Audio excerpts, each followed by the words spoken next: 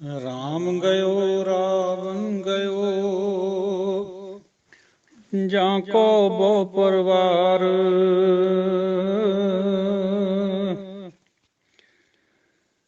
को नानक थिर कछ नहीं, सुपने ज्यों संसार।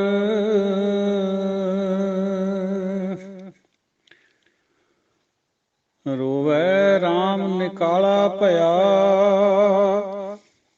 सीता लक्ष्मण बिछड़ गया। रोवै दै सिर लंक गवाए, जिन सीता आंदी डोरू आए। बाली रोवै नाहे पतार,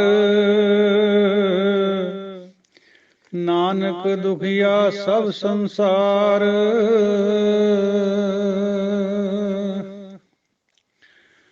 सतनाम श्री वाहिगुरु साहिब जीओ। महला पहला। लख नेकियां चंगियाइयां, लख पुन्ना परवान। लख तप उपर तीर्थां, सहज जोग बेवान। लख सुरतन संग्राम में रण में छुटै प्राण। लख सुरती लख ज्ञान ध्यान, पढ़िए पाठ पुराण। जिन करते करना किया, लिखिया आवन जान। नानक मती मिथ्या, कर्म सच्चा निशान। पौड़ी। सच्चा साहिब एक तू, जिन सच्चो सच बरताया। जिस तू दें तिस मिलै सच, तां तिनी सच कमाया। सतगुर मिलिया सच पाया, जिनकै हृदय सच वसाया। मूर्ख सच ना जानी, मनमुखी जन्म गवाया। विच दुनिया काहे आया, मूर्ख सच ना जानी, मनमुखी जन्म गवाया। विच दुनिया काहे आया। वाहिगुरु जी का खालसा, वाहिगुरु जी की फतेह। गुरबाणी विचार ग्रुप ਦੇ ਸਮੁੱਚੇ ਗੁਰਮੁਖ ਸੱਜਣੋ, ਬਾਕੀ ਵੀ ਸਾਰੀ ਬਾਹਰ ਬੈਠੀ ਸਰਵਣ ਕਰਦੀ ਸਾਧ ਸੰਗਤ ਜੀਓ, ਗੁਰੂ ਖਾਲਸਾ ਜੀਓ। ਸਨਿਮਰ ਬੇਨਤੀ ਆਪ ਜੀ ਦੇ ਚਰਨਾਂ ਵਿੱਚ। ਅੱਜ ਦੀ ਵਿਚਾਰ ਤੁੱਛ ਬੁੱਧੀ ਅਨੁਸਾਰ ਆਸਾਕੀ ਵਾਰ ਦੀ ਲੜੀਵਾਰ ਜਿਹੜੀ ਵਿਚਾਰ ਚੱਲ ਰਹੀ ਹੈ, ਉਹਦੇ ਵਿੱਚ ਅੱਗੇ ਵਿਚਾਰ ਹਾਜ਼ਰ ਹੈ। ਮਹਲਾ ਪਹਿਲਾ। ਲੱਖ ਨੇਕੀਆਂ ਚੰਗਿਆਈਆਂ, ਲੱਖ ਪੁੰਨਾ ਪ੍ਰਵਾਨ। ਇਹ ਸਮਾਜ ਨੇ ਪ੍ਰਵਾਨ ਕਰੀਆਂ ਹੋਈਆਂ ਨੇਕੀਆਂ ਚੰਗਿਆਈਆਂ ਪੁੰਨ। ਲੱਖ ਤਪ ਉੱਪਰ ਤੀਰਥਾਂ, ਸਹਿਜ ਜੋਗ ਵਿਵਾਨ।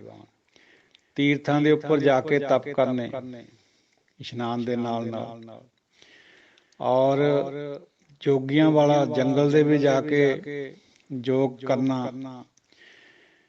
ਇਹ ਸਾਰੇ ਪਲੱਸ ਲੱਖ ਸੁਰਤਨ ਸੰਗਰਾਮ ਰਣ ਮੈਂ ਛੁੱਟੇ ਪ੍ਰਾਣ।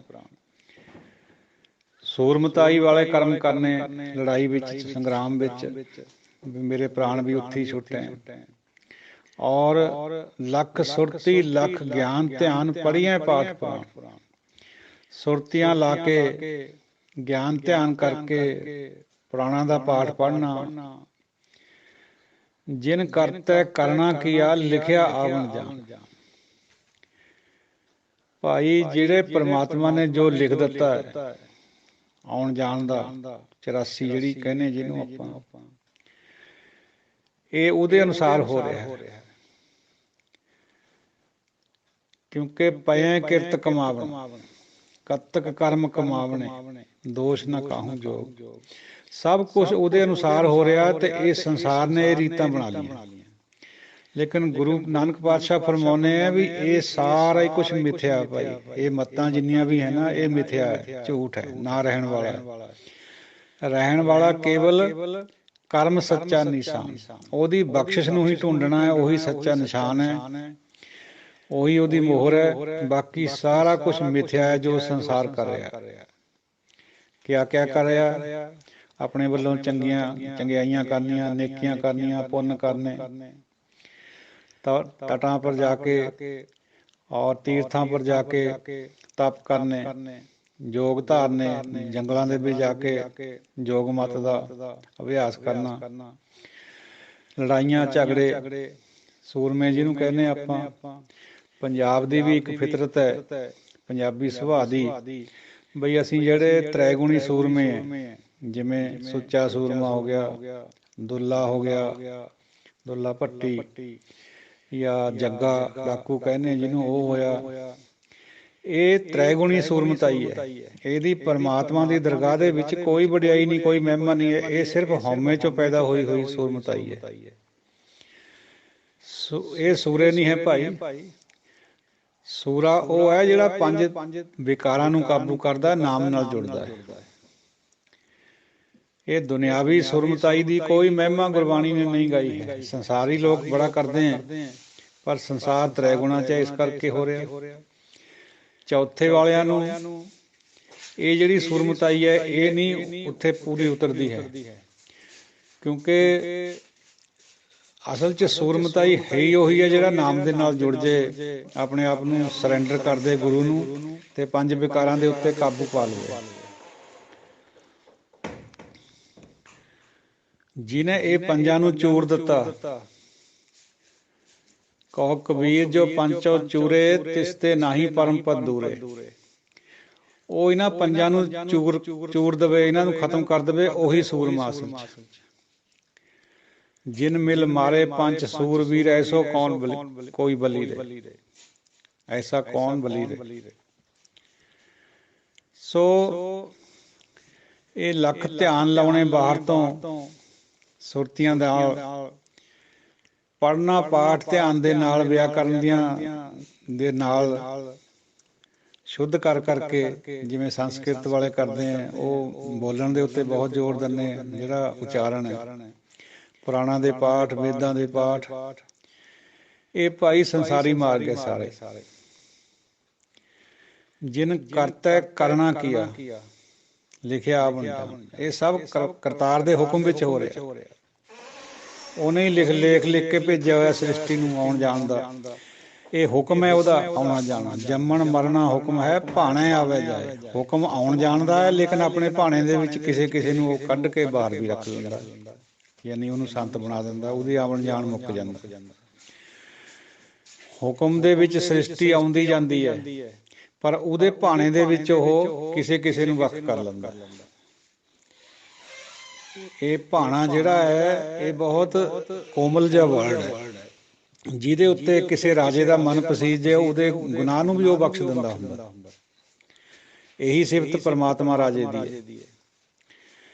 कदे भी किसी दे उत्ते उहदा दिल पसीज जे, मन आ जे, आएगा भावें पिछले संस्कारां दे नाल जिहड़े करे वे उन्ने बंदे दे, पर वो सॉवरन है, उहदे कोल वीटो है। जिन्हों भी चाहे वो इस खल जगन चो कढ़ सकदा अपने भाणे च। अपने हुक्म नूं भाणे दे विच बदल लैंदा। कहण दा भाव नानक मती मिथ्या, ये जिन्नियां भी मत्तां उपर गिणियां गुरु साहब ने, चंगियाइयां, पुन्न, जप, तप, जोग मगत, सूरमताई, ये सब मिथ्या है, ना रहण वाले, झूठ। सच्चा कौन है? फिर सच क्या है? ਉਹਦਾ कर्म ਜਿਹੜਾ ਉਹ ਕਿਰਪਾ ਕਰਦਾ ਕਿਸੇ ਦੇ ਉੱਤੇ, क्योंकि नाम रहो साधु रहो, साधु ने रहना, नाम ने रहना। गुरु गोबिंद तो है ही रहने वाले, बाकी सारा कुछ ही मिथ्या है। एके तो बिना जिन्नी भी द्वैत है, ये सब मिथ्या। संसार अपने आप चंगा बनी फिरदा, फिर वही हौमे दा गल है सारी। आ जो कुछ भी उपर दसिया गुरु महाराज ने, ये भी सब हौमे च हो रहा। जे समझ आ गई ਫਿਰ ਕਹੋ ਕਬੀਰ ਅੱਖਰ ਦੋਏ ਭਾਖ, ਹੋਏਗਾ ਖਸਮ ਤਾਂ ਲੇਗਾ ਰਾਖ।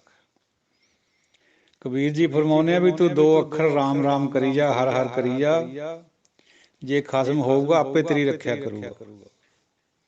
ਆਪਣੀ ਬੁੱਧੀ ਨੂੰ ਇੰਨਾ ਨਾ ਭਜਾ ਆਲੇ ਦਾਲੇ ਨੂੰ, ਇਹਨੂੰ ਸਰੈਂਡਰ ਕਰਦੇ, ਇਹਨੂੰ ਖਤਮ ਕਰਦੇ, ਹੇਠਾਂ ਲਿਆ ਇਹਨੂੰ, ਵਿਵੇਕ ਪੈਦਾ ਹੋ ਜਾਏ ਤੇਰੇ ਅੰਦਰ, ਫਿਰ ਤੇਰੇ 2 ਲਫ਼ਜ਼ ਕਹੇ ਹੋਏ ਵੀ ਤੇਰਾ ਉਧਾਰ ਹੋ ਜਾਊਗਾ।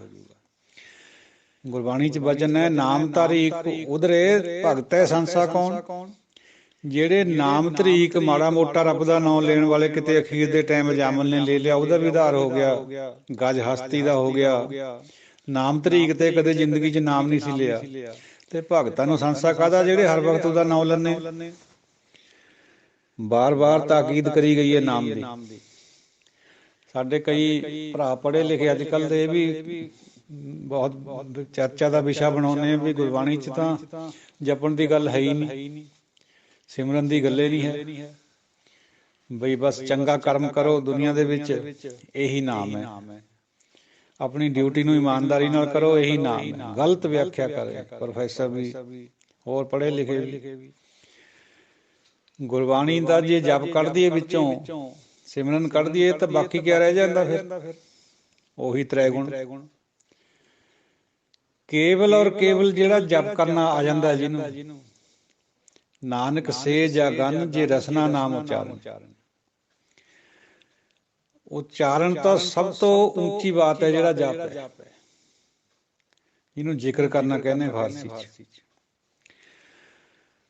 ਹੁਣ ਜਿਹੜਾ ਬੰਦਾ ਉਹਨੂੰ ਨਹੀਂ ਕਰਦਾ, ਨਹੀਂ ਪਹੁੰਚ ਹੈ, ਕਿਉਂਕਿ ਆਖਣ ਔਖਾ ਸਾਚਾ ਨਾਮ, ਇਹ ਬੜਾ ਮੁਸ਼ਕਲ ਵੀ ਹੈ। ਇਸੇ ਕਰਕੇ ਫਿਰ ਉਹਦੇ ਉਲਟ ਧਾਰਨਾ ਬਣਾ ਲੈਂਦੇ ਗੁਰਬਾਣੀ ਦੀਆਂ ਬਾਕੀ ਤੋਕਾਂ ਲੈ ਕੇ ਨਾ, ਜਿਹੜੀਆਂ ਉਹਨਾਂ ਦੇ ਪੱਖ ਦੀਆਂ ਲੱਗਦੀਆਂ ਉਹਨਾਂ ਨੂੰ ਵੀ ਇਹ ਸਾਡੇ ਪੱਖ ਦੀਆਂ ਇੱਕ ਪੱਖ ਹੈ ਉਹ, ਫਿਰ ਉਸ ਤਰ੍ਹਾਂ ਵਿਆਖਿਆ ਕਰਨ ਲੱਗ ਪੈਂਦੇ ਵੀ ਨਹੀਂ ਜੀ ਨਹੀਂ, ਬਸ ਨੇਕੀ ਵਾਲੇ ਕੰਮ ਕਰੋ, ਡਿਊਟੀ ਇਮਾਨਦਾਰੀ ਨਾਲ ਕਰੋ, ਇਹੀ ਨਾਮ। ਦੇਖੋ ਬਿਲਕੁਲ ਨਾਮ ਨੂੰ ਲੰਗੜਾ ਬਣਾ ਦਿੰਦੇ।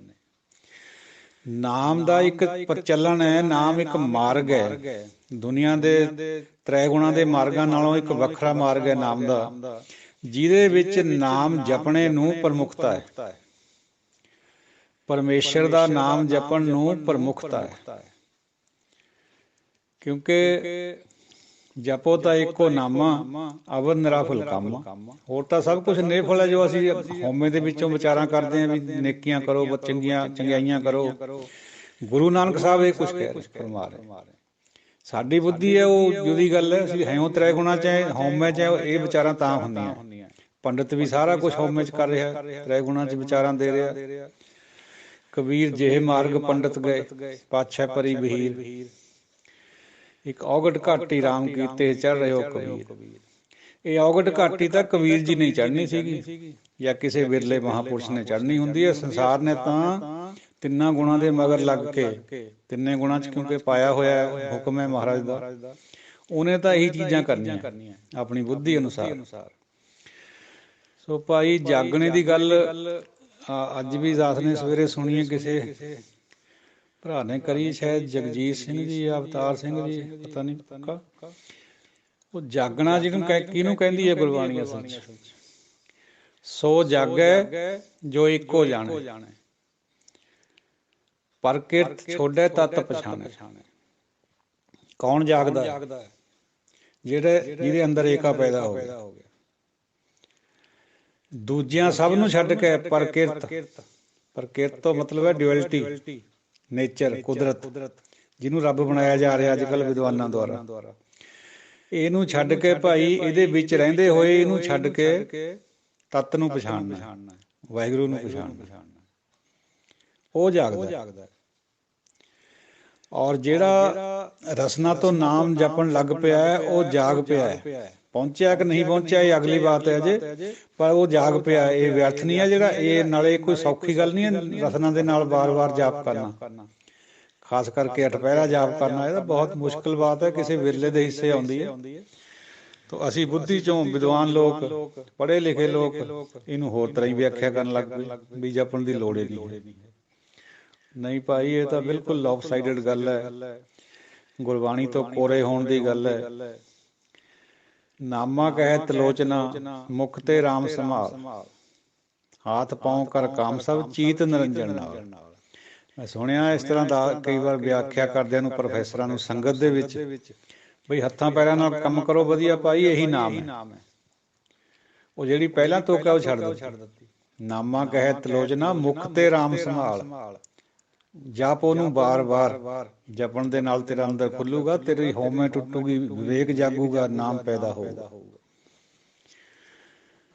ਸੋ ਬੁੱਧੀ ਹੈ ਜਿਹੜੀ ਇਹ ਕਾਰਜ ਕਰਾ ਰਹੀ ਹੈ। ਬੁੱਧੀ ਸੰਸਾਰ ਵਿੱਚ ਚੰਗੀ ਵੀ ਹੈ, ਵਿਕਾਸ ਹੁੰਦਾ ਹੈ ਸੰਸਾਰ ਦਾ, ਖੋਜਾਂ ਹੁੰਦੀਆਂ ਨਵੀਆਂ ਨਵੀਆਂ, ਲੇਕਿਨ ਜਿੱਥੇ ਗੁਰਮਤਿ ਦੀ ਗੱਲ ਹੈ, ਦਰਗਾਹ ਦੀ ਗੱਲ ਹੈ, ਪਰਮਾਤਮਾ ਦੀ ਗੱਲ ਹੈ, ਉੱਥੇ ਨਹੀਂ ਇਹ ਚੱਲਦੀ। ਫਿਰ ਉੱਥੇ ਤਾਂ ਜਿੰਨਾ ਚਿਰ ਇਹ ਖੁੰਡੀ ਨਹੀਂ ਹੁੰਦੀ ਕੋਈ ਗਤੀ ਨਹੀਂ ਹੈ ਮਨੁੱਖ ਦੀ। ਇੱਥੇ ਭਾਵੇਂ ਸਾਰੀ ਦੁਨੀਆ ਪੂਜਦੀ ਹੋਵੇ, ਦਰਗਾਹ ਦੇ ਵਿੱਚ ਕਿਆ ਹੋਣਾ ਇਹ ਤਾਂ ਉਸੇ ਨੂੰ ਪਤਾ ਜਦ ਉੱਥੇ ਜਾਣਾ। ਫਾਵਾ ਹੁੰਦਾ ਫਿਰ ਬੰਦਾ ਜਦ ਪੌਲੀਆਂ ਸਿਰ 'ਚ ਪੈਂਦੀਆਂ ਵੀ ਆ ਜਾ, ਦੁਨੀਆ 'ਚ ਖੱਟ ਕੇ ਆਇਆ ਨਾ ਨਾਮ ਨੂੰ ਕਦੇ ਯਾਦ ਨਹੀਂ ਕਰਿਆ, ਝੂਠਾ ਨਾਮ ਨਾਲ ਖੱਟ ਕੇ ਆਇਆ। ਇਹ ਫਰਮਾ ਰਹੇ ਗੁਰੂ ਨਾਨਕ ਪਾਤਸ਼ਾਹ ਵੀ ਨਾਨਕ ਮਤੀ ਮਿਥਿਆ ਕਰਮ ਸੱਚਾ ਨਿਸ਼ਾਨ। ਤੋ ਜਾਗਣ ਦੀ ਗੱਲ ਆਈ ਸੀ, ਥੋੜੀ ਜਿਹੀ ਵਿਚਾਰ ਹੋਰ। ਸੋ ਜਾਗੈ ਜਿਸ ਸਤਿਗੁਰ ਮਿਲੈ, ਪੰਚ ਦੂਤ ਵਸਗਤ ਕਰੇ। ਜਿਹਨੂੰ ਸਤਿਗੁਰੂ ਦੀ ਭੇਂਟ ਹੁੰਦੀ ਹੈ ਉਹੀ ਜਾਗਦਾ, ਉਸੇ ਦੇ ਅੰਦਰ ਵਿਵੇਕ ਜਾਗਣਾ। ਔਰ ਉਹ ਜਾਗਣ ਦੀ ਇਹ ਨਿਸ਼ਾਨੀ ਹੁੰਦੀ ਹੈ ਵੀ ਉਹ ਰਸਨਾ ਦੇ ਨਾਲ ਉਹਦਾ ਨਾਮ ਜਪਣ ਲੱਗ ਪੈਂਦਾ। ਹੌਲੀ ਹੌਲੀ ਉਹ ਨਾਮ ਅੰਦਰ ਉਤਰ ਜਾਂਦਾ।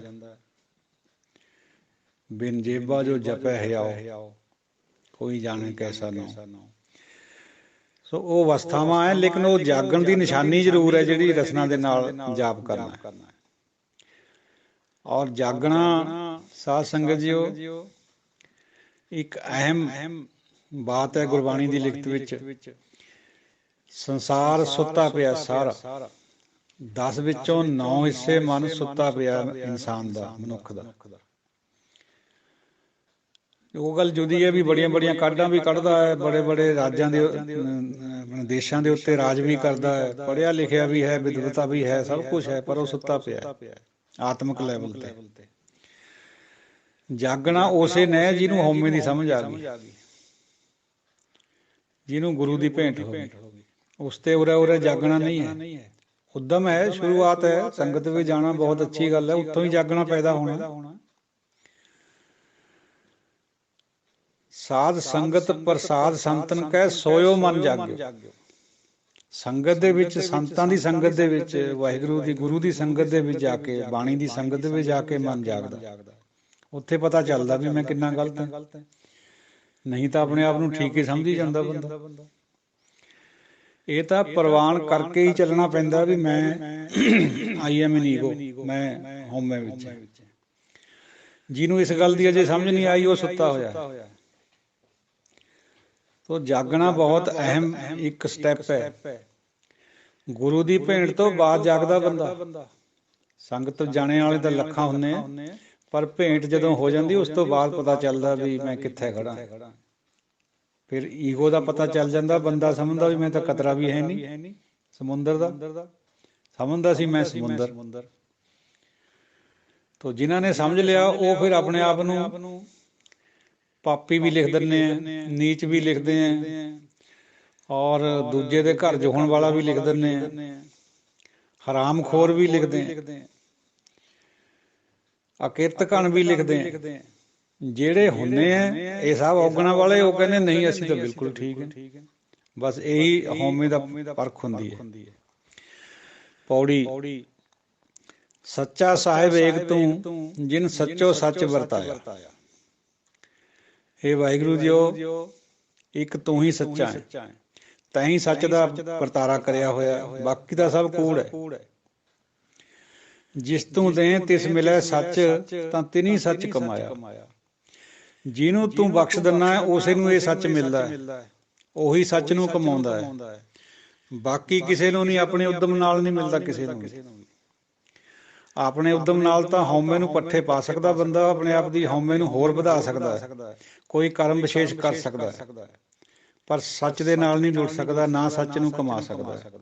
ਜਿੰਨੇ ਮਰਜ਼ੀ ਤੀਰਥ ਕਰਾ ਲਓ, ਆਪ ਵੀ ਕਰਿਆ ਹੋਊਗਾ, ਲੋਕਾਂ ਨੂੰ ਵੀ ਨਾਲ ਗੱਡੀ ਭਰ ਕੇ ਲੈ ਜਾਊਗਾ, ਪੈਸੇ ਵੀ ਉਹਨਾਂ ਦੇ ਆਪ ਦੇ ਦੂਗਾ, ਲੇਕਿਨ ਜੋ ਮਕਸਦ ਹੈ ਤੀਰਥ ਕਰਨ ਦਾ ਉਹ ਨਹੀਂ ਸਮਝ ਸਕਦਾ। क्योंकि ये सब त्रै गुणा च। सतगुर मिले सच पाया जिनका हृदय सच वसाया। सतगुरु ਨੂੰ ਮਿਲ ਕੇ ਸਤਗੁਰੂ ਦੇ ਨਾਲ ਭੇਂਟ ਹੋਣ ਤੋਂ ਬਾਅਦ ਹੀ ਸੱਚ ਪਾਇਆ ਜਾਂਦਾ ਹੈ, ਜਿਹਦੇ ਹਿਰਦੇ 'ਚ ਉਹ ਸੱਚ ਨੂੰ ਵਸਾ ਦਿੰਦਾ ਹੈ। ਸੁਚ ਹੋਵੇ ਤਾਂ ਸੱਚ ਪਾਈ। जब साच अंदर होए साचा, जब साच अंदर होए साचा ताम साचा पाया। जिन्ना चिर असी सच्चे नहीं बनते, साडी मैं नहीं टुटदी। कित्थों टुटनी है? सतगुरु दे मिलाप तो, जिन्होंने भेंटा कहा जाता है। फिर वो गल नूं फिर विचार लिओ साध संगत जी, भी सतगुरु दा मिलना पाउणा भेंट होनी ये होर चीज़ है, बिल्कुल दुर्लभ चीज़ है, विरली चीज़ है। सतगुरु कोल जाना आउणा होर चीज़ है, भावें कि वो भी पवित्र हो जाता बंदा उहदे नाल भी, लेकिन जिन्ना चिर भेंट नहीं हुंदी नाम नहीं चल सकता अंदर। पवित्र हो जाऊगा पेखत ही पुनीत होए, भेंट ते जपिए नाम। भेंटा तो बिना नाम नहीं चलना अंदर। भेंटा बहुत महत्वपूर्ण अंग है गुरबाणी का। सो जिन्हों भेंट हो गई, जिन्हों सतगुर मिलिया, सच उसे नूं मिलना भाई, उहदे अंदर सच ने बसना। मूर्ख सच ना जाननी, मनमुखी जन्म गवाया। मूर्ख असी सच नूं जानदे नहीं है, मनमुखां वाले कर्म करदे हैं, जन्म नूं गवा के इत्थों चले जांदे। ये जिहड़ा पाठ पढ़ना है साध संगत जी विच विचार आई सी किसी गुरमुख दी, भी मेरा ख्याल है भी ये भी इस बिल्कुल दुरुस्त ख्याल है। हौमे दे विच पाठ पढ़िया होया सफल नहीं हुंदा,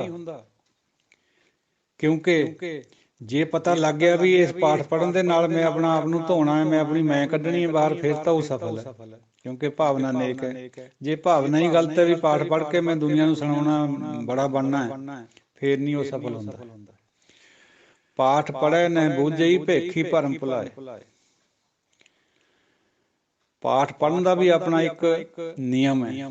पाठ पढ़ना इस करके भी सानूं समझ आ जाए भी पाठ कहंदा क्या है असल च, फिर पाठ ठीक है। तो मनमुखां वाले कर्म नहीं करने। मनमुख हर हर कर थके मैल न सकी धोए। वाहिगुरू वाहिगुरू मनमुख भी बहुत करता है, राम राम बहुत कहंदा है लोकां सामने आके, पर मैल अंदर दी जाती कोई नहीं, क्योंकि गुरु नाल भेंट नहीं हुंदी, हरि नाल भेंट नहीं हुंदी। सो विच दुनिया काहे आया। गुरु साहब लानत पा रहे हैं किस्म दी भी तू दुनिया विच आया ही क्यों है, फिर जे तू ये कर्म करदे है मनमुखां वाले।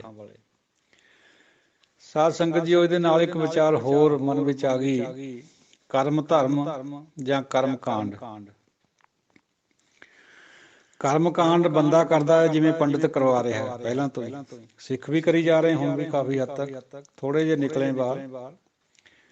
और ये कहण च भी कोई अतकथनी नहीं है भी बाहरों असी सिख भी हैं, साडा जिहड़ा दिख है वो सिखां वाली है, गुरु साहब दीआं मूरतां लगदे असीं, पर साडे अंदर पंडित बैठा जद असीं तीर्थां पर जाने, जद असीं गुग्गे दी बाड़ी माड़ी च सेवियां लेके जाने, ਜਦੋਂ ਕਿਸੇ ਦੇਵੀ ਦੇਵਤੇ ਦੇ ਦਰਸ਼ਨ ਕਰਨ ਜਾਂਦੇ, ਯਾਤਰਾ ਕਰਦੇ ਹਾਂ, ਜਦੋਂ ਕਦੇ ਸਮਾਧਾਂ ਪਰ ਮੱਥਾ ਟੇਕਦੇ ਹਾਂ, ਜਦੋਂ ਕਦੇ ਜੋਸੀਆਂ ਦੇ ਨਗ ਪਾਉਂਦੇ ਹਾਂ, ਤਾਂ ਸਾਡੇ ਅੰਦਰ ਪੰਡਿਤ ਬੈਠਾ ਹੈ, ਕਰਮਾਕਾਰੀ ਪੰਡਿਤ ਬੈਠਾ ਹੈ, ਦੂਜਾ ਪੰਡਿਤ ਨਹੀਂ ਜਿਹੜਾ ਰੱਬ ਨਾਲ ਜੋੜਦਾ ਹੋਵੇ। ਉਹ ਪੰਡਿਤ ਬਹੁਤ ਸਲਾਹਿਆ ਗਿਆ ਗੁਰਬਾਣੀ 'ਚ, ਰਾਮ ਨਾਮ ਸਾਰ ਪੀਵੈ ਤਿਸ ਪੰਡਿਤ ਕੈ ਉਪਦੇਸ਼ ਜਗ ਜੀਵੈ। ਰਾਮ ਨਾਮ ਤਤ ਸਾਰ ਪੀਵੈ। ਜਿਹੜਾ ਪੰਡਿਤ ਰੱਬ ਦੇ ਨਾਂ ਦੀ ਵਿਚਾਰ ਕਰਕੇ ਤੱਤ ਨੂੰ ਜਾਣਦਾ ਹੈ, ਉਹਦੇ ਤਾਂ ਪੈਰੀਂ ਹੱਥ ਲਾਉਣ ਜੋਗਾ ਉਹ। ਪਰ ਜਿਹੜਾ ਪੰਡਿਤ ਕਰਮਾਕਾਰੀ ਹੈ, ਸਿਰਫ ਕਰਮ ਧਰਮ ਕਰਾਇਆ, ਕਰਮ ਕਾਂਡ ਕਰਾ ਰਿਹਾ ਹੈ, ਉਹਦੀ ਕੋਈ ਮਹਿਮਾ ਨਹੀਂ ਗਾਈ ਗੁਰਬਾਣੀ, ਸਗੋਂ ਸੰਸਾਰ ਨੂੰ ਰੱਬ ਤੋਂ ਤੋੜ ਰਿਹਾ। ਤੋ ਕਰਮਾਕਾਰੀ ਪੰਡਿਤ ਨਾਲੋਂ ਜਾਂ ਕਿਸੇ ਵੀ ਕਰਮਾਕਾਰੀ ਬੰਦੇ ਨਾਲੋਂ ਜਿਹੜਾ ਵਿਵੇਕੀ ਬੰਦਾ ਵਿਵੇਕ ਨਾਲ ਚੱਲਦਾ ਹੈ और कर्म धर्म की सही जानकारी है, जिन्होंने एक करता है वो पवित्र है, वो ठीक है। हुण कर्म कांड हुंदा है जिहड़ा जिहदे विच मन ना होवे बंदा कर रहा है, वो कर्म मन बिल्कुल नहीं। जिहदे विच मन होवे वो कर्म धर्म हो जाता है, पर वो कर्म धर्म भी प्रवान नहीं है गुरबाणी, क्योंकि ਕਰਮ ਧਰਮ ਦੇ ਪਿੱਛੇ ਏਕਾ ਨਹੀਂ ਹੁੰਦਾ, ਗੁਰੂ ਨਹੀਂ ਹੁੰਦਾ, ਡੁਅਲਿਟੀ ਹੁੰਦੀ। ਕੋਈ ਬੰਦਾ ਪੁੰਨਦਾਨ ਕਰ ਰਿਹਾ, ਪੈਸੇ ਦੇ ਰਿਹਾ ਲੋਕਾਂ ਨੂੰ, ਕੱਪੜੇ ਵਸਤਰ ਦੇ ਰਿਹਾ, ਪਰਮਾਤਮਾ ਏਕਾ ਹੈ ਨਹੀਂ, ਅੰਦਰ ਡੁਅਲਿਟੀ 'ਚ ਕਰ ਰਿਹਾ, ਹਉਮੈ 'ਚ ਕਰ ਰਿਹਾ, ਆਪਣੇ ਆਪ ਨੂੰ ਖੁਸ਼ ਕਰਨ ਖਾਤਰ ਦੇ ਰਿਹਾ ਵੀ ਮੈਂ ਦਾਨੀ ਹਾਂ, ਔਰ ਪਰਮਾਤਮਾ ਤੋਂ ਸਹਿਸਾ ਗੁਣਾ ਮੰਗ ਵੀ ਰਿਹਾ ਵੀ ਮੈਨੂੰ ਹੋਰ ਦੇ ਦੇ, ਮੈਂ ਦਾਨੀ ਹਾਂ। ਉਹ ਪ੍ਰਵਾਨ ਨਹੀਂ ਹੈ, ਉਹ ਕਰਮ ਧਰਮ ਹੈ। ਕਰਮ ਧਰਮ ਪਾਖੰਡ ਜੋ ਦਿਸੈ ਤੈਨੂੰ ਜਮ ਜਗਾਤੀ ਲੁੱਟ। ਇਹਨਾਂ ਪਰ ਤਾਂ ਜਮਾਂ ਦਾ ਡੰਡ ਲੱਗਣਾ ਹੀ ਲੱਗਣਾ, ਜਿਹੜੇ ਅਸੀਂ ਕਰਮ ਐਸੇ ਕਰਮ ਧਰਮ ਕਰਦੇ ਹਾਂ। ਫਿਰ ਕਿਆ ਕਰਮ ਧਰਮ ਨਾ ਕਰੀਏ? ਨਹੀਂ, ਐਸੀ ਗੱਲ ਨਹੀਂ ਗੁਰਬਾਣੀ ਨੇ ਫਰਮਾਈ। ਕਰਮ ਧਰਮ ਕਰਨਾ ਹੈ, ਪਰ ਏਕੇ ਭਾਵ 'ਚ ਕਰਨਾ। ਸਮਝ ਹੋਣੀ ਚਾਹੀਦੀ ਹੈ ਬਈ ਅਸੀਂ ਏਕੇ ਨਾਲ ਜੁੜਨਾ ਹੈ। ਬਿਨ ਗੁਰ ਹੋਰ ਧਿਆਨ ਹੈ ਸਭ ਦੂਜਾ ਪਾਓ। ਗੁਰੂ ਦੀ ਬਾਤ ਤੋਂ ਬਿਨਾਂ ਹੋਰ ਕੁਛ ਵੀ ਅਸੀਂ ਕਰਦੇ ਹਾਂ ਆਪਣੀ ਬੁੱਧੀ ਨਾਲ ਜਾਂ ਕਿਸੇ ਦੇ ਕਹੇ ਤੋਂ, ਉਹ ਪ੍ਰਵਾਨ ਨਹੀਂ ਹੈ। ਹੁਣ ਇਹ ਵੀ ਤਾਂ ਕਰਮ ਧਰਮ ਹੈ ਜਿਹੜਾ ਆਪਾਂ ਗੁਰਦੁਆਰੇ ਸਾਹਿਬ ਜਾਂਦੇ ਹਾਂ, ਸੰਗਤ ਕਰਦੇ ਹਾਂ, ਤੱਪੜ ਝਾੜਦੇ ਹਾਂ, ਲੰਗਰ ਪਕਾਉਂਦੇ ਹਾਂ, ਵਰਤਾਉਂਦੇ ਹਾਂ, ਹੋਰ ਚੌਰ ਸਾਹਿਬ ਕਰਦੇ ਹਾਂ, ਹੈ ਤਾਂ ਇਹ ਵੀ ਕਰਮ ਧਰਮ ਹੈ। ਪਰ ਇਹ ਏਕੇ ਦੀ ਭਾਵਨਾ ਹੈ ਇਹਦੇ ਪਿੱਛੇ, ਇਸ ਕਰਕੇ ਇਹ ਪ੍ਰਵਾਨ ਹੈ। ਬਿਨਾਂ ਏਕੇ ਤੋਂ ਕਿਸੇ ਵਿਅਕਤੀ ਵਿਸ਼ੇਸ਼ ਦੀ ਪੂਜਾ, ਕਿਸੇ ਦੇਵਤਾ ਵਿਸ਼ੇਸ਼ ਦੀ ਪੂਜਾ, ਹੋਰ ਕੁਛ ਵੀ ਜੋ ਆਪਾਂ ਕਰਦੇ ਹਾਂ ਆਪਣੀ ਹਉਮੈ ਦੇ ਵਿੱਚ, ਉਹ ਏਕੇ ਭਾਵ 'ਚ ਨਹੀਂ ਹੁੰਦਾ। ਇਸ ਕਰਕੇ ਉਹਦਾ ਖੰਡਨ ਕਰਿਆ ਗੁਰਬਾਣੀ ਨੇ। ਪਰ ਉਹੀ ਕਰਮ ਧਰਮ ਅਗਰ ਏਕੇ ਭਾਵ ਨਾਲ ਹੋਵੇ, ਗੁਰੂ ਅਨੁਸਾਰੀ ਹੋਵੇ, ਪਰਮਾਤਮਾ ਦੇ ਅਨੁਸਾਰੀ ਹੋਵੇ, ਫਿਰ ਉਹ ਬਹੁਤ ਵਧੀਆ ਚੀਜ਼ ਹੈ। ਵਰਤ ਨੇਮ ਨਿਤਾ ਪ੍ਰਤ ਪੂਜਾ, ਬਿਨ ਬੂਝੇ ਸਭ ਭਾਉ ਹੈ ਦੂਜਾ। ਇਹ ਜੋ ਕੁਛ ਆਪਾਂ ਕਰਦੇ ਹਾਂ, ਵਰਤ ਨੇਮ ਪੂਜਾ, ਪੰਡਿਤ ਕਰਦਾ ਹੈ, ਕਰਾਉਂਦਾ ਹੈ, ਸਿੱਖ ਵੀ ਬਹੁਤ ਸਾਰੇ ਕਰਦੇ ਆ ਵਿੱਚ, ਇਹ ਬਿਨਾਂ ਬੁੱਝੇ ਤੋਂ ਦੂਜਾ ਭਾਉ ਹੈ। ਜੇ ਬੁੱਝ ਲਿਆ ਵੀ ਵਰਤ ਰੱਖਣ ਨਾਲ ਸਾਡਾ ਸਰੀਰ ਠੀਕ ਰਹੂਗਾ, 5-7 ਦਿਨ ਬਾਅਦ ਇੱਕ ਦਿਨ ਛੱਡ ਦਿਆ ਕਰੀਏ ਰੋਟੀ, ਉਹ ਤਾਂ ਬਹੁਤ ਵਧੀਆ ਚੀਜ਼ ਹੈ। ਤੇ ਜੇ ਕਿਸੇ ਵਿਸ਼ਵਾਸ ਦੇ ਤਹਿਤ ਕਰਨਾ ਵੀ ਜੇ ਵਰਤ ਰੱਖੂਗੇ ਮੇਰਾ ਆਹ ਸੰਕਟ ਹਰ ਜੂਗਾ, ਟਲ ਜੂਗਾ, ਫਿਰ ਉਹ ਨੌਨਸੈਂਸ। ਫਿਰ ਤਾਂ ਬਹੁਤ ਸਖਤ ਸ਼ਬਦ ਹੈ ਕਬੀਰ ਜੀ ਦੇ, ਛੋਡੈ ਅੰਨ ਕਰੈ ਪਖੰਡ, ਨਾ ਸੁਹਾਗਣ ਨਾ ਉਹ ਰੰਡ। ਜਿਹੜੀਆਂ ਕਰਵੇ ਚੌਥ ਦੇ ਵਰਤ ਰੱਖਦੀਆਂ ਉਹਨਾਂ ਪ੍ਰਤੀ ਇਹ ਗੱਲ ਫਰਮਾਈ ਗਈ। ਜਾਂ ਕੋਈ ਵੀ ਬੰਦਾ ਜੇ ਵਰਤ ਰੱਖ ਕੇ ਉਹਦੇ ਪਿੱਛੇ ਕੋਈ ਹੋਰ ਭਾਵਨਾ ਜੋੜੀ ਬੈਠਾ ਹੈ, ਉਹ ਪ੍ਰਵਾਨ ਨਹੀਂ ਹੈ ਭਾਈ। ਵਰਤਾਂ ਦਾ ਹਿੰਦੂ ਧਰਮ ਵਿੱਚ, ਮੁਸਲਮਾਨ ਧਰਮ ਵਿੱਚ ਬਹੁਤ ਮਹੱਤਵ ਹੈ, ਪਰ ਗੁਰਬਾਣੀ ਨੇ ਬਿਲਕੁਲ ਪ੍ਰਵਾਨ ਨਹੀਂ ਕਰਿਆ ਉਸ ਚੀਜ਼ ਨੂੰ। ਨਾਮ ਤੋਂ ਬਿਨਾਂ ਸਭ ਕੁਛ ਹੇਚ ਹੈ। ਪੁੰਨ ਦਾਨ ਜਪ ਤਪ ਜੇਤੇ ਸਭ ਉੱਪਰ ਨਾਮ। ਨਾਮ ਇੱਕ ਬਿਲਕੁਲ ਵੱਖਰੀ ਚੱਲਣ ਹੈ, ਵੱਖਰਾ ਬੰਦੇ ਦਾ ਨਾਮ ਅਨੁਸਾਰ ਜਿਹੜਾ ਅਸਲੀ ਨਾਮ ਹੈ। ਇਹ ਗੱਲ ਜੁਦੀ ਹੈ ਵੀ ਅਸੀਂ ਰਲ ਗੱਡ ਜੀ ਕਰ ਲਈ, ਅੱਜ ਕੱਲ੍ਹ ਮਿਲਗੋਬਾ ਜਿਹਾ ਕਰ ਲਿਆ ਵੀ ਕਹਿੰਦੇ ਅਸੀਂ ਨਾਮ ਦੇ ਚੱਲਣ ਵਾਲੇ ਹਾਂ, ਲੇਕਿਨ ਕਰਦੇ ਸਾਰਾ ਕੁਝ ਡੁਅਲਿਟੀ 'ਚ। ਕਹਿੰਦੇ ਅਸੀਂ ਨਾਮ ਲਿਆ ਹੋਇਆ ਕਿਸੇ ਵਿਸ਼ੇਸ਼ ਵਿਅਕਤੀ ਵਿਸ਼ੇਸ਼ ਤੋਂ, ਜਿਹੜਾ ਆਪ ਵੀ ਤ੍ਰੈ ਗੁਣਾ 'ਚ ਹੈ, ਸਾਨੂੰ ਵੀ ਤ੍ਰੈ ਗੁਣਾ 'ਚ ਪਾ ਰਿਹਾ। ਹੁਣ ਜੇ ਅਸੀਂ ਕਹਿ ਰਹੇ ਹਾਂ ਅਸੀਂ ਨਾਮ ਦੇ ਅਧਿਕਾਰੀ ਹਾਂ, ਨਾਮ ਲਿਆ ਹੋਇਆ, ਨਾਮ ਦਿੱਤਾ ਹੋਇਆ, ਨਾਮ ਨਾਲ ਚੱਲਦੇ ਹਾਂ, ਬਿਲਕੁਲ ਵੀ ਨਹੀਂ ਚੱਲਦੇ। ਉਹੀ ਨਾਮ ਵਾਲਾ ਵਿਅਕਤੀ ਸਰਹੰਦ ਰੌਜ਼ਿਆਂ ਦੇ ਵਿੱਚੋਂ ਧੂਫ ਲਿਆਉਂਦਾ ਵੀ ਦੇਖਿਆ ਦਾਸ ਨੇ, ਜਿਹੜਾ ਕਹਿੰਦਾ ਮੈਂ ਨਾਮ ਜਪਦਾ ਜਾਂ ਮੈਂ ਨਾਮ ਨਾਲ ਜੁੜਿਆ ਹੋਇਆ। ਵਿਡੰਬਣਾ ਹੈ ਸਾਡੇ ਸਿੱਖ ਜਗਤ ਦੀ ਵੀ। ਉਹ ਰੌਜ਼ਾ ਜਿਹੜਾ ਸ਼ੇਖ ਅਹਿਮਦ ਸਰਹਿੰਦੀ ਦਾ ਹੈ, ਗੁਰਦੁਆਰੇ ਤੋਂ ਜਦੋਂ ਬਸੀ ਵੱਲ ਨੂੰ ਆਉਂਦੇ ਗੁਰਦੁਆਰਾ ਸਾਹਿਬ ਤੋਂ, ਉਦੋਂ ਰਸਤੇ 'ਚ ਆਉਂਦਾ ਉਹ। ਮੁਸਲਮਾਨਾਂ ਦੇ ਵਿੱਚ ਉਹਦੀ ਬੜੀ ਮਹਾਨਤਾ ਹੈ, ਮੱਕੇ ਤੋਂ ਦੂਜਾ ਨੰਬਰ ਕਹਿੰਦੇ ਉਹਨੂੰ, ਜ਼ਿਆਰਤ ਕਰਨ ਵੀ ਆਉਂਦੇ ਉਹਦੀ ਲੋਕ। ਔਰ ਉਹੀ ਸ਼ੇਖ ਅਹਿਮਦ ਸਰਹਿੰਦੀ 5ਵੇਂ ਪਾਤਸ਼ਾਹ ਦੀ ਸ਼ਹੀਦੀ ਦਾ ਇੱਕ ਮੁੱਖ ਕਾਰਨ ਬਣਿਆ ਸੀ, ਪ੍ਰਮੁੱਖ। ਉਹਨੇ ਚੱਕ ਦੇ ਦੇ ਕੇ ਜਹਾਂਗੀਰ ਤੋਂ 5ਵੇਂ ਪਾਤਸ਼ਾਹ ਦੀ ਸ਼ਹੀਦੀ ਕਰਾਈ ਹੈ, ਜਿੱਥੋਂ ਅਸੀਂ ਧੂਫਾਂ ਲਿਆਉਂਦੇ। ਪਤਾ ਨਹੀਂ ਸਾਡਾ ਕਿਆ ਸਵਾਰਦੀਆਂ ਉਹ ਧੂਫਾਂ। ਕਹਿੰਦੇ ਅਸੀਂ ਨਾਮ ਨਾਲ ਜੁੜੇ, ਅਸੀਂ ਤਾਂ ਜੀ ਰੱਬ ਨੂੰ ਮੰਨਦੇ, ਅਸੀਂ ਤਾਂ ਜੀ ਗੁਰੂ ਨੂੰ ਮੰਨਦੇ, ਉਸ ਤੋਂ ਬਿਨਾਂ ਕਿਸੇ ਨੂੰ ਨਹੀਂ ਮੰਨਦੇ। ਦੇਖੋ ਵਿਡੰਬਣਾ ਮਨੁੱਖ ਦੀ ਕੈਸੀ ਹੈ। ਔਰ ਦੇਖਦਾ ਦਾਸਰਾ ਆਪਣੇ ਪਿੰਡ 'ਚ ਵੀ ਦੇਖਿਆ, ਉਹ ਬੀਬੀਆਂ ਜਿਹੜੀਆਂ ਤੜਕੇ ਨੂੰ ਜਾ ਕੇ ਗੁਰਦੁਆਰੇ ਸਾਹਿਬ ਸੇਵਾ ਕਰਦੀਆਂ, ਝਾੜੂ ਵੀ ਲਾਉਂਦੀਆਂ, ਹੋਰ ਵੀ ਸਾਰਾ ਕਰਮ ਧਰਮ ਕਰਦੀਆਂ, ਰੌਜ਼ਿਆਂ ਦੇ ਵਿੱਚ ਵੀ ਮੂਹਰੇ ਹੁੰਦੀਆਂ, ਜੋਤਸ਼ੀਆਂ ਕੋਲ ਵੀ ਉਹੀ ਮੂਹਰੇ ਹੁੰਦੀਆਂ। ਇਹ ਮਹਾਰਾਜ ਬਖਸ਼ ਲਵੇ, ਸੋਝੀ ਦੇ ਦੇਵੇ, ਇਸੇ ਨੂੰ ਬੁੱਝਣਾ ਕਹਿੰਦੇ।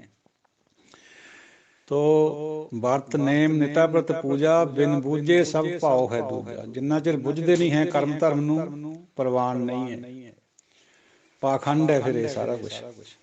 ਵਿੱਚ ਦੁਨੀਆ ਕਾਹੇ ਆਇਆ, ਫਿਰ ਤਾਂ ਸਾਨੂੰ ਮੂਰਖ ਦੱਸ ਰਹੇ ਗੁਰੂ ਨਾਨਕ ਪਾਤਸ਼ਾਹ ਵੀ ਕਿਉਂ ਤੂੰ ਦੁਨੀਆ ਵਿੱਚ ਆਇਆ, ਜੇ ਨਾ ਜੰਮਦਾ ਤਾਂ ਹੀ ਚੰਗਾ ਸੀਗਾ। ਮੁੱਚ ਮੁੱਚ ਗਰਭ ਗਏ ਕੀਨ ਬਚਿਆ, ਇੰਨੇ ਗਰਭ ਛਿਣ ਗਏ, ਤੂੰ ਕਿਵੇਂ ਬਚ ਗਿਆ ਮੂਰਖਾ ਮਨਮੁੱਖਾ, ਤੂੰ ਵੀ ਗਿਰ ਜਾਂਦਾ, ਗਰਭ ਛਣ ਜਾਂਦਾ ਤਾਂ ਚੰਗਾ ਸੀ। ਵਿੱਚ ਦੁਨੀਆ ਕਾਹੇ ਆਇਆ, ਤੇਰੇ ਆਉਣ ਦਾ ਕੋਈ ਮਕਸਦ ਨਹੀਂ ਹੈ, ਫਾਲਤੂ ਬਾਤ ਹੈ। ਚਲੋ ਬਹੁਤ ਲੰਬੀ ਹੋ ਗਈ ਆਡੀਓ, ਸਮਾਪਤੀ ਕਰੀਏ। ਕਿਸੇ ਵੀ ਅਪਸ਼ਬਦ ਦੀ ਖਿਮਾ ਦਿਓ ਅਸੀਸ। ਵਾਹਿਗੁਰੂ ਜੀ ਕਾ ਖਾਲਸਾ, ਵਾਹਿਗੁਰੂ ਜੀ ਕੀ ਫਤਿਹ। ਵਾਹਿਗੁਰੂ ਜੀ ਕਾ ਖਾਲਸਾ, ਵਾਹਿਗੁਰੂ ਜੀ ਕੀ ਫਤਿਹ। ਗੁਰਬਾਣੀ ਵਿਚਾਰ ਗਰੁੱਪ ਦੇ ਸਾਰੇ ਗੁਰਮੁਖ ਸੱਜਣੋ, ਆਪ ਜੀ ਦੇ ਨਾਲ ਇੱਕ ਹੋਰ ਵਿਚਾਰ ਸਾਂਝੀ ਕਰਨੀ ਹੈ। ਜਾਣਕਾਰੀ ਹੈ, ਸਿੱਖ ਇਤਿਹਾਸ ਦੇ ਵਿੱਚ 4 ਭਾਈ ਗੁਰਦਾਸ ਦੇ ਨਾਂ ਨਾਲ 4 ਵਿਅਕਤੀ ਜਾਣੇ ਜਾਂਦੇ। ਇੱਕ ਤਾਂ ਆਪਾਂ ਸਭ ਜਾਣਦੇ ਹਾਂ ਵੀ ਭਾਈ ਗੁਰਦਾਸ ਜੀ, ਜਿਨ੍ਹਾਂ ਨੇ 5ਵੇਂ ਪਾਤਸ਼ਾਹ ਜੀ ਦੇ ਕਹਿਣ ਦੇ ਉੱਤੇ ਸਾਰੇ ਗੁਰੂ ਗ੍ਰੰਥ ਸਾਹਿਬ ਜੀ ਦੀ ਲਿਖਤ ਲਿਖੀ ਹੈ। ਦੂਜੇ ਭਾਈ ਗੁਰਦਾਸ ਜੀ ਇੱਕ ਹੋਰ ਹੈ, ਜਿਨ੍ਹਾਂ ਨੇ 10ਵੇਂ ਪਾਤਸ਼ਾਹ ਜੀ ਦੀ ਵਾਰ ਲਿਖੀ ਹੈ, ਵਾਹ ਵਾਹ ਗੁਰੂ ਗੋਬਿੰਦ ਸਿੰਘ ਆਪੇ ਗੁਰ ਚੇਲਾ। ਭਾਵੇਂ ਕਿ ਉਹ ਵਾਰ ਨੂੰ ਆਪਾਂ ਇੱਧਰ ਹੀ ਜੋੜ ਦਿੰਦੇ ਭਾਈ ਗੁਰਦਾਸ ਦੀਆਂ ਵਾਰਾਂ 'ਚ, ਲੇਕਿਨ ਉਹ ਗੁਰਦਾਸ ਹੋਰ ਹੈ, ਕਿਉਂਕਿ 5ਵੇਂ ਔਰ ਦਸ਼ਮੇਸ਼ ਜੀ ਦੇ ਵਿਚਾਲੇ ਤਾਂ ਬਹੁਤ ਅੰਤਰ ਹੈ ਸਮੇਂ ਦਾ। ਤੀਜੇ ਗੁਰਦਾਸ ਭਾਈ ਗੁਰਦਾਸ ਕੀਰਤਨੀਏ ਭਾਈ ਕੀਰਤਨੀਆ ਜੀ ਸੀਗੇ ਇੱਕ। 9ਵੇਂ ਦੇ ਸਿੱਖ ਸੀਗੇ, ਉਹ ਦਸ਼ਮੇਸ਼ ਦੇ ਚੌਰਬਰਦਾਰ ਤੇ, ਦਸ਼ਮੇਸ਼ ਜੀ ਦੇ ਚੌਰਬਰਦਾਰ ਤੇ 9ਵੇਂ ਦੀ ਪਹਿਲਾਂ ਸਿੱਖੀ 'ਚ ਰਹੇ ਆ ਉਹ। ਉਹਨਾਂ ਦਾ ਨਾਂ ਸੀ ਭਾਈ ਕੀਰਤਨੀਆ। ਉਹ ਕੀਰਤਨੀਆ ਦੇ ਪਿਤਾ ਜੀ ਦਾ ਨਾਂ ਭਾਈ ਗੁਰਦਾਸ ਸੀਗਾ। ਇੱਕ ਚੌਥੇ ਹੈ ਭਾਈ ਬਹਿਲੋ ਦੀ ਵੰਸ਼ ਚੋਂ, ਜਿਹੜੇ ਭਾਈ ਗੁਰਦਾਸ ਰਾਮ ਰਾਏ ਨਾਲ ਦਿੱਲੀ ਗਏ ਸੀਗੇ 7ਵੇਂ ਪਾਤਸ਼ਾਹ ਦੇ ਹੁਕਮ ਨਾਲ। ਜਦੋਂ ਰਾਮ ਰਾਏ ਨੇ ਕਰਾਮਾਤਾਂ ਦਿਖਾਈਆਂ ਤੇ ਮਿੱਟੀ ਬੇਈਮਾਨ ਦੀ ਕਰ ਦਿੱਤਾ, ਤਾਂ ਗੁਰੂ ਸਾਹਿਬ ਨੇ ਬਹੁਤ ਕਰੜਾ ਬਚਨ ਕਰਿਆ ਵੀ ਸਾਡੇ ਮੱਥੇ ਨਾਲ ਲੱਗਿਓ ਭਾਈ। ਪਰ ਉਹ ਜਿਹੜਾ ਭਾਈ ਗੁਰਦਾਸ ਸੀਗਾ, ਉਹਨੇ ਬਾਅਦ ਵਿੱਚ ਮਾਫੀ ਮੰਗ ਲਈ ਸੀ, ਖਿਮਾ ਮੰਗ ਕੇ ਫੇਰ ਗੁਰੂ ਸਾਹਿਬ ਦੇ ਹਾਜ਼ਰ ਹੋ ਗਿਆ ਸੀ। ਸੋ ਇਹਨਾਂ 4 ਗੁਰਦਾਸਾਂ ਦਾ ਜ਼ਿਕਰ ਆਉਂਦਾ। ਚਾਰੇ ਬੜੀਆਂ ਪਵਿੱਤਰ ਰੂਹਾਂ ਸੀਗੀਆਂ। ਗਲਤੀ ਹਰ ਬੰਦੇ ਤੋਂ ਹੋ ਸਕਦੀ ਹੈ। ਰਾਮ ਰਾਏ ਦੇ ਨਾਲ ਲੱਗ ਕੇ ਭਾਈ ਗੁਰਦਾਸ ਜੀ ਦੀ ਵੀ ਹੋਈ, ਗਲਤੀ ਹੋਈ ਉਹਨਾਂ ਤੋਂ, ਪਰ ਉਹਨਾਂ ਨੇ ਮਾਫੀ ਮੰਗ ਲਈ। ਜਦੋਂ ਮਾਫੀ ਮੰਗ ਲਵੇ ਫੇਰ ਸਿੱਖ ਪਤਿਤ ਨਹੀਂ ਰਹਿ ਜਾਂਦਾ, ਫਿਰ ਬਹੁਤ ਆਪਣੀ ਸੰਗਤ ਦੇ ਨਾਲ ਜੁੜ ਜਾਂਦਾ ਮੁੜ ਕੇ। ਜਿਨ੍ਹਾਂ ਨੂੰ ਸਿੱਖੀ ਚੋਂ ਖਾਰਜ ਵੀ ਕਰਿਆ ਹੋਇਆ ਹੈ ਸਾਧ ਸੰਗਤ ਜੀਓ, ਉਹ ਵੀ ਅਗਰ ਅੰਮ੍ਰਿਤ ਛਕ ਕੇ ਗੁਰਾਂ ਦੇ ਉੱਤੇ ਟੇਕ ਲੈ ਆਉਣ, ਆਪਣੀ ਗਲਤੀ ਭੁੱਲ ਨੂੰ ਬਖਸ਼ਾ ਲੈਣ, ਪੇਸ਼ ਹੋ ਕੇ ਖਾਲਸੇ ਦੇ ਅੱਗੇ, 5 ਸਿੰਘਾਂ ਦੇ ਅੱਗੇ, ਤਾਂ ਫਿਰ ਉਹ ਵੀ ਸਾਡੇ ਗੁਰ ਭਾਈ ਹੈ। ਤੋ ਕਿਉਂਕਿ ਰੱਬ ਨਹੀਂ ਦੇਖਦਾ ਵੀ ਕੋਈ ਚੰਗਾ ਇੱਕ ਮੰਦਾ ਹੈ, ਉਹਦੀ ਨਿਗਾਹ 'ਚ ਉਹਦੇ ਪੁੱਤਰ ਹੈ ਸਾਰੇ ਹੀ। ਉਹਨੂੰ ਇਹ ਵੀ ਪਤਾ ਵੀ ਜਦ ਮੈਂ ਇਹਨਾਂ ਨੂੰ ਗਿਆਨ ਹੀ ਨਹੀਂ ਦਿੱਤਾ ਹੋਇਆ, ਬੁੱਧੀ ਉਹ ਨਹੀਂ ਦਿੱਤੀ, ਇਹਨਾਂ ਵਿਚਾਰਿਆਂ ਦਾ ਕਸੂਰ ਵੀ ਕਿਆ ਹੈ। ਜਿਹੜਾ ਵੀ ਕੋਈ ਮਾਫੀ ਮੰਗ ਲੈਂਦਾ, ਉਹਨੂੰ ਜਿਵੇਂ ਅਕਾਲ ਤਖਤ ਸਾਹਿਬ ਉਹਨੂੰ ਥੋੜ੍ਹੀ ਜਿਹੀ ਸੇਵਾ ਲਾ ਕੇ ਛੱਡ ਦਿੰਦਾ ਹੈ, ਐਸੇ ਤਰੀਕੇ ਨਾਲ ਖਾਲਸਾ ਬਾਕੀ ਵੀ 5 ਸਿੰਘ ਸਾਹਿਬਾਨ ਹੈ ਜਿਹੜੇ ਜਿੱਥੇ ਕਿਤੇ ਲੋਕਲ ਸੰਗਤ ਹੁੰਦੀ ਹੈ ਉੱਥੋਂ ਚੁਣ ਕੇ ਉਹਨਾਂ ਦੇ ਅੱਗੇ ਪੇਸ਼ ਹੋ ਜਾਂਦਾ ਬੰਦਾ। ਗਲਤੀ ਕਰਨ ਵਾਲਾ ਉਹ ਵੀ ਮਾਫ ਹੋ ਜਾਂਦਾ ਹੈ। ਸੋ ਪਰਮਾਤਮਾ ਤਾਂ ਹਮੇਸ਼ਾ ਹੀ ਮਾਫ ਕਰਨ ਵਾਲਾ। To err is human, to forgive divine. ਅੰਗਰੇਜ਼ੀ ਦੀ ਕਹਾਵਤ ਹੈ ਵੀ ਬੰਦਾ ਗਲਤੀਆਂ ਦਾ ਪੁਤਲਾ ਹੈ, ਪਰਮਾਤਮਾ ਹਮੇਸ਼ਾ ਮਾਫੀ ਦਿੰਦਾ ਹੈ। ਉਹਨੂੰ ਪਤਾ ਹੈ ਵੀ ਇਹਨਾਂ ਦੇ ਕਿਸੇ ਜੀਵ ਦੇ ਕੋਈ ਵਸ ਨਹੀਂ ਹੈ। ਸੋ ਚਲੋ ਇਹਨਾਂ 4 ਭਾਈ ਗੁਰਦਾਸ ਜੀਆਂ ਦਾ ਜ਼ਿਕਰ ਸਿੱਖ ਇਤਿਹਾਸ ਦੇ ਵਿੱਚ ਆਉਂਦਾ ਹੈ। ਵਾਹਿਗੁਰੂ ਜੀ ਕਾ ਖਾਲਸਾ, ਵਾਹਿਗੁਰੂ ਜੀ ਕੀ ਫਤਿਹ। ਹਾਂਜੀ ਸਾਧ ਸੰਗਤ ਜੀਓ, ਵਾਹਿਗੁਰੂ ਜੀ ਕਾ ਖਾਲਸਾ, ਵਾਹਿਗੁਰੂ ਜੀ ਕੀ ਫਤਿਹ। ਸੰਨ 1963 ਦੀ ਇੱਕ ਘਟਨਾ ਆਪ ਜੀ ਦੇ ਨਾਲ ਸਾਂਝੀ ਕਰਦਾ ਹਾਂ। ਦਾਸਰਾ ਉਦੋਂ 6ਵੀਂ ਪੜ੍ਹਦਾ ਸੀ, 6ਵੀਂ 7ਵੀਂ 'ਚ। ਤੋਂ ਪੜ੍ਹ ਕੇ 5-6 ਕਿਲੋਮੀਟਰ ਸਕੂਲ ਹੁੰਦਾ ਸੀ ਕੁਰਾਲੀ, ਉੱਥੋਂ ਫਿਰ ਤੁਰ ਕੇ ਹੀ ਜਾਂਦੇ ਸੀ, ਤੁਰ ਕੇ ਹੀ ਆਉਂਦੇ ਸੀ। ਵਾਪਸ ਆ ਰਿਹਾ ਸੀ ਦਾਸਰਾ ਆਪਣੇ ਘਰ ਨੂੰ। ਸਾਡੇ ਪਿੰਡ ਦੇ ਦਾ ਹੀ ਇੱਕ ਬੰਦਾ ਸੀ, ਗੁਰਦਿੱਤ ਸਿੰਘ। ਉਹ ਪੁਰਾਣੀਆਂ 8 ਪੜ੍ਹਿਆ ਹੋਇਆ ਸੀ ਉਰਦੂ ਦੀਆਂ, ਥੋੜ੍ਹੀ ਬਹੁਤੀ ਅੰਗਰੇਜ਼ੀ ਵੀ ਜਾਣਦਾ ਸੀ। ਉਹ ਗਾਹ ਚਲਾ ਰਿਹਾ ਸੀ ਬਲਦਾਂ ਦੇ ਨਾਲ ਉਸ ਟਾਈਮ। ਉਹਦੇ ਕੋਲ ਨੂੰ ਲੰਘ ਰਿਹਾ ਸੀ ਦਾਸਰਾ, ਛੋਟੀ ਜਿਹੀ ਅਵਸਥਾ ਸੀ, ਉਮਰ ਛੋਟੀ ਜਿਹੀ ਸੀ। ਉਹ ਮੈਨੂੰ ਰੋਕ ਕੇ ਕਹਿੰਦਾ ਬਈ ਆਏਂ ਦੱਸ, ਇਮੀਡੀਏਟਲੀ ਦੇ ਸਪੈਲਿੰਗ ਦੱਸ। ਤੋ ਮੈਂ ਪੜ੍ਹਨ ਵਿੱਚ ਤੇਜ਼ ਸੀਗਾ, ਮੈਂ ਦੱਸ ਦਿੱਤੇ ਉਹਨੂੰ। ਕਹਿੰਦਾ ਵੀ ਤੂੰ ਤਾਂ ਕਾਮਯਾਬ ਹੈ ਜ਼ਿੰਦਗੀ 'ਚ, ਇਹ ਉਹਨੇ ਬਚਨ ਕਹੇ। ਫੇਰ ਕਹਿੰਦਾ ਵੀ ਰੱਬ ਪਾਉਣ ਦੇ ਨੁਕਤਿਆਂ ਦਾ ਪਤਾ? ਮੈਂ ਕਿਹਾ ਨਹੀਂ ਜੀ, ਉਦੋਂ ਕਿੱਥੇ ਸੋਝੀ ਸੀ ਨਾ ਗੱਲਾਂ ਦੀ। ਮੈਂ ਕਿਹਾ ਨਹੀਂ ਜੀ, ਤਾਇਆ ਜੀ ਲੱਗਦੇ ਸੀ ਵੈਸੇ ਉਹ ਸਾਡੇ ਪਿੰਡ 'ਚੋਂ। ਸਾਡੇ ਬਾਬਾ ਜੀ ਦੱਸਦੇ ਹੁੰਦੇ ਸੀ ਵੀ ਉਹ ਚਿੱਠੇ ਪੜ੍ਹਦਾ ਹੁੰਦਾ ਸੀ। ਚਿੱਠੇ ਕਹਿੰਦੇ ਕਿੱਸਿਆਂ ਨੂੰ, ਹੀਰ ਰਾਂਝੇ ਦਾ, ਉਹ ਸਾਹਿਬਜ਼ਾਦਿਆਂ ਦਾ, ਪਤਾ ਨਹੀਂ ਕਿਹੜੇ ਕਿਹੜੇ ਉਹ ਗਿਣਦੇ ਹੁੰਦੇ ਸੀ ਵੀ ਉਹ ਰਾਤ ਨੂੰ ਪੜ੍ਹਦਾ ਹੁੰਦਾ। ਕੁਛ ਲੋਕ ਜਾ ਕੇ ਸੁਣਦੇ ਵੀ ਹੁੰਦੇ ਉਹਨੂੰ। ਬੰਦਾ ਬਹੁਤ ਮਤਲਬ ਇੰਟੈਲੈਕਚੁਅਲ ਟਾਈਪ ਸੀਗਾ। ਉਹ ਗੱਲ ਜੁਦੀ ਹੈ ਵੀ ਨਹੀਂ ਉਹਨੂੰ ਮਿਲਿਆ ਅੱਗੇ ਮੌਕਾ ਜ਼ਿੰਦਗੀ 'ਚ ਅੱਗੇ ਉੱਭਰਨ ਦਾ। ਉਹ ਕਹਿੰਦਾ ਵੀ ਫੀਅਰ ਆਫ ਗॉड और simple truth, fear of God, simple truth और ऑनेस्टी, एक रिमेंबर डेथ। ये 4 चीज़ां उन्हें दसियां सी उदों। ਉਹ ਜਦ ਤੋਂ ਬਾਅਦ ਤਾਂ ਭੁੱਲ ਭੱਲ ਵੀ ਗਏ ਸੀ। ਫਿਰ ਉਹਦੀ ਡੈਥ ਤਾਂ ਹੋਈ ਹੈ ਕਾਫੀ ਚਿਰ ਬਾਅਦ, 15-20 ਸਾਲ ਜਾ ਕੇ। ਉਦੋਂ ਤਾਂ ਫਿਰ ਥੋੜ੍ਹੀ ਥੋੜ੍ਹੀ ਸੋਝੀ ਆਉਣ ਲੱਗ ਗਈ ਸੀ। ਉਦੋਂ ਫਿਰ ਇੱਕ ਵਾਰ ਉਹ ਮੈਡੀਸਨ ਨੂੰ ਆਇਆ ਸੀ ਸਾਡੇ ਕੋਲ। ਉਦੋਂ ਵੀ ਉਹਨੇ ਉਹੀ ਗੱਲ ਕਹੀ ਸੀਗੀ ਬਈ ਇਹ 4 ਚੀਜ਼ਾਂ ਯਾਦ ਰੱਖਣੀਆਂ ਚਾਹੀਦੀਆਂ ਬੰਦੇ ਨੂੰ, 4 ਅਪਲਾਈ ਕਰਨੀਆਂ ਚਾਹੀਦੀਆਂ ਆਪਣੇ ਉੱਪਰ, ਫਿਰ ਬੰਦਾ ਰੱਬ ਦੇ ਬਿਲਕੁਲ ਨੇੜੇ ਹੁੰਦਾ ਹੈ। ਉਹਨੇ ਫਿਰ ਵਿਆਖਿਆ ਕਰਕੇ ਦੱਸੇ ਸੀ ਗੱਲ ਵੀ ਸਿੰਪਲ ਟਰੂਥ ਹੁੰਦਾ ਹੈ ਛੋਟੀਆਂ ਛੋਟੀਆਂ ਗੱਲਾਂ 'ਚ ਵੀ ਸੱਚ ਬੋਲਣਾ। ਜਿਵੇਂ ਆਪਾਂ ਬੱਚਿਆਂ ਨੂੰ ਡਰਾ ਦਿੰਦੇ ਵੀ ਮਾਊ ਆ ਗਿਆ, ਉਹ ਹੁੰਦਾ ਤਾਂ ਕੁਛ ਨਹੀਂ ਹੈ। ਮਾਊ ਡਰਾਉਣ ਖਾਤਰ ਬੱਚਿਆਂ ਨੂੰ ਕਹਿੰਦੇ ਆਪਾਂ। ਉਹ ਸਿੰਪਲ ਟਰੂਥ ਵਿੱਚ ਆਉਂਦਾ, ਹਰ ਛੋਟੀ ਬੜੀ ਗੱਲ 'ਚ ਸੱਚ ਬੋਲਣਾ। ਸਾਧ ਸੰਗਤ ਜੀ, ਉਹ ਬੜੀ ਗੱਲਾਂ ਵਿੱਚ ਤਾਂ ਹਰ ਬੰਦਾ ਸੱਚ ਬੋਲ ਲੈਂਦਾ, ਕਿਉਂਕਿ ਪਤਾ ਹੁੰਦਾ ਵੀ ਜੇ ਮੈਂ ਇੱਥੇ ਝੂਠ ਬੋਲੂੰਗਾ ਸਭ ਲੋਕ ਜਾਣਦੇ ਇਸ ਗੱਲ ਨੂੰ, ਫਿਰ ਮੇਰੀ ਬਦਨਾਮੀ ਹੋਊਗੀ। ਜਿਹੜੀਆਂ ਛੋਟੀਆਂ ਗੱਲਾਂ ਹੈ ਬਿਲਕੁਲ ਨਿੱਕੀਆਂ ਨਿੱਕੀਆਂ, ਆਪਣੇ ਦੋਸਤਾਂ ਮਿੱਤਰਾਂ 'ਚ ਘਰਦਿਆਂ ਦੇ ਨਾਲ, ਉੱਥੇ ਨਹੀਂ ਬੰਦਾ ਸਿੰਪਲ ਟਰੂਥ ਬੋਲਦਾ, ਉੱਥੇ ਜ਼ਰੂਰ ਗੜਬੜ ਕਰਦਾ। ਤੋ ਜੇ ਸਿੰਪਲ ਟਰੂਥ ਆ ਜੇ ਬੰਦੇ ਨੂੰ, ਹਰ ਗੱਲ 'ਚ ਸੱਚ ਬੋਲਣਾ ਆ ਜੇ, ਛੋਟੀ ਛੋਟੀਆਂ ਗੱਲਾਂ 'ਚ ਵੀ, ਫੇਰ ਬੰਦਾ ਰੱਬ ਦੇ ਨੇੜੇ ਹੋ ਜਾਂਦਾ। ਜਿਵੇਂ ਭੂਮੀਆਂ ਚੋਰ ਹੋਇਆ ਸੀਗਾ, ਜਦੋਂ ਉਹਨੇ ਇੱਕ ਗੱਲ ਪਕੜੇ ਲਈ ਵੀ ਸੱਚ ਬੋਲਣਾ ਹੈ, ਭਾਵੇਂ ਮੈਂ ਗਲਤੀਆਂ ਵੀ ਕਰਦਾ, ਉਹ ਗਲਤੀਆਂ ਵੀ ਆਪੇ ਹਟ ਜਾਣੀਆਂ ਜਦੋਂ ਉਹ ਗੱਲ ਪਕੜ ਲਈ। ਇੱਕ ਹੁੰਦਾ ਓਨੈਸਟੀ, ਇਮਾਨਦਾਰੀ। ਅੰਦਰ ਗੱਲ ਹੋਰ ਬਾਹਰ ਗੱਲ ਹੋਰ, ਇਹ ਨਹੀਂ ਕਰਨੀ। ਜੋ ਅੰਦਰ ਹੈ ਉਹੀ ਬਾਹਰ ਹੈ, ਓਨੈਸਟੀ ਰੱਖਣੀ। ਭਾਵੇਂ ਕਿ ਅੱਜ ਕੱਲ੍ਹ ਦੇ ਜ਼ਮਾਨੇ 'ਚ ਚਲਾਕ ਲੋਕ ਹੈ, ਓਨੈਸਟੀ ਦਾ ਲੋਕ ਗਲਤ ਫਾਇਦਾ ਵੀ ਉਠਾਉਂਦੇ। ਫੀਅਰ ਆਫ ਗॉड, ਪਰਮਾਤਮਾ ਦਾ ਡਰ, ਜਿਹਨੂੰ ਨਿਰਮਲ ਭਉ ਕਹਿੰਦੇ ਆਪਾਂ ਅੱਜ ਕੱਲ੍ਹ। ਰੱਬ ਦਾ ਡਰ ਹਰ ਵਕਤ ਰੱਖਣਾ। ਜੇ ਰੱਬ ਦਾ ਡਰ ਰਹੂਗਾ, ਬੰਦਾ ਗਲਤੀ ਛੇਤੀ ਕਰਦਾ ਹੀ ਨਹੀਂ ਕਦੇ ਵੀ ਤੂੰ ਦੇਖ ਰਿਹਾ ਮੈਨੂੰ। ਔਰ ਗੁਰਬਾਣੀ 'ਚ ਇਹ ਚੀਜ਼ਾਂ ਹੁਣ ਪੜ੍ਹਨ ਵਿੱਚ ਜਦੋਂ ਆਉਂਦੀਆਂ, ਤਾਂ ਇਹਨਾਂ ਚੀਜ਼ਾਂ ਦੀ ਜਿਹੜੀਆਂ ਪਹਿਲਾਂ ਮਿਲੀਆਂ ਸੀਗੀਆਂ ਉਹਨਾਂ ਦੀ ਗੱਲ ਪ੍ਰੋੜਤਾ ਹੁੰਦੀ ਹੈ ਗੁਰਬਾਣੀ 'ਚ। ਫੀਅਰ ਆਫ ਗॉड ਗੁਰਬਾਣੀ 'ਚ ਜਗ੍ਹਾ ਜਗ੍ਹਾ ਆਉਂਦਾ ਵੀ ਜਿੰਨਾ ਚਿਰ ਡਰ ਨਹੀਂ ਪੈਂਦਾ ਉਹਦਾ, ਰੱਬ ਦਾ ਜਾਂ ਗੁਰੂ ਦਾ, ਉਹਨਾਂ ਚਿਰ ਤੁਸੀਂ ਰੱਬ ਦੇ ਨੇੜੇ ਹੋ ਹੀ ਨਹੀਂ ਸਕਦੇ। ਫਿਰ ਰਿਮੈਂਬਰ ਡੈਥ, ਮੌਤ ਨੂੰ ਯਾਦ ਰੱਖਣਾ ਰੱਬ ਨੂੰ ਯਾਦ ਰੱਖਣ ਦੇ ਬਰਾਬਰ ਹੈ। ਕਿਉਂਕਿ ਜੇ ਮੌਤ ਯਾਦ ਰਹੂਗੀ ਤਾਂ ਹੀ ਰੱਬ ਨੇ ਯਾਦ ਆਉਣਾ। ਜੇ ਮੌਤ ਨਹੀਂ ਯਾਦ ਹੈ, ਫਿਰ ਰੱਬ ਆਉਂਦਾ ਹੀ ਨਹੀਂ ਨੇੜੇ, ਖਿਆਲ ਵੀ ਨਹੀਂ ਆਉਂਦਾ ਬੰਦੇ ਨੂੰ ਰੱਬ ਦਾ।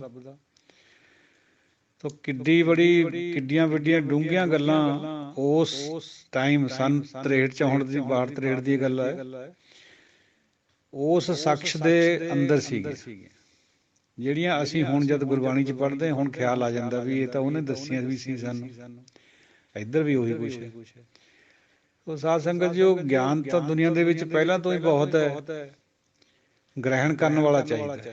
ਇਸੇ ਕਰਕੇ ਗੁਰੂ ਨਾਨਕ ਪਾਤਸ਼ਾਹ ਨੇ ਆਪਾਂ ਨੂੰ ਸਿੱਖ ਬਣਾਇਆ ਵੀ ਸਿੱਖੋ ਸਾਰੀ ਜ਼ਿੰਦਗੀ, ਟੂ ਲਿਵ ਲਰਨ, ਜਿਉਣ ਖਾਤਰ ਜਿਉਂਦੇ ਜੀ ਸਿੱਖੋ, ਹਰ ਵਕਤ ਸਿੱਖੋ। ਕੋਈ ਅਪਸ਼ਬਦ ਦੀ ਖਿਮਾ, ਵਾਹਿਗੁਰੂ ਜੀ ਕਾ ਖਾਲਸਾ, ਵਾਹਿਗੁਰੂ ਜੀ ਕੀ ਫਤਿਹ।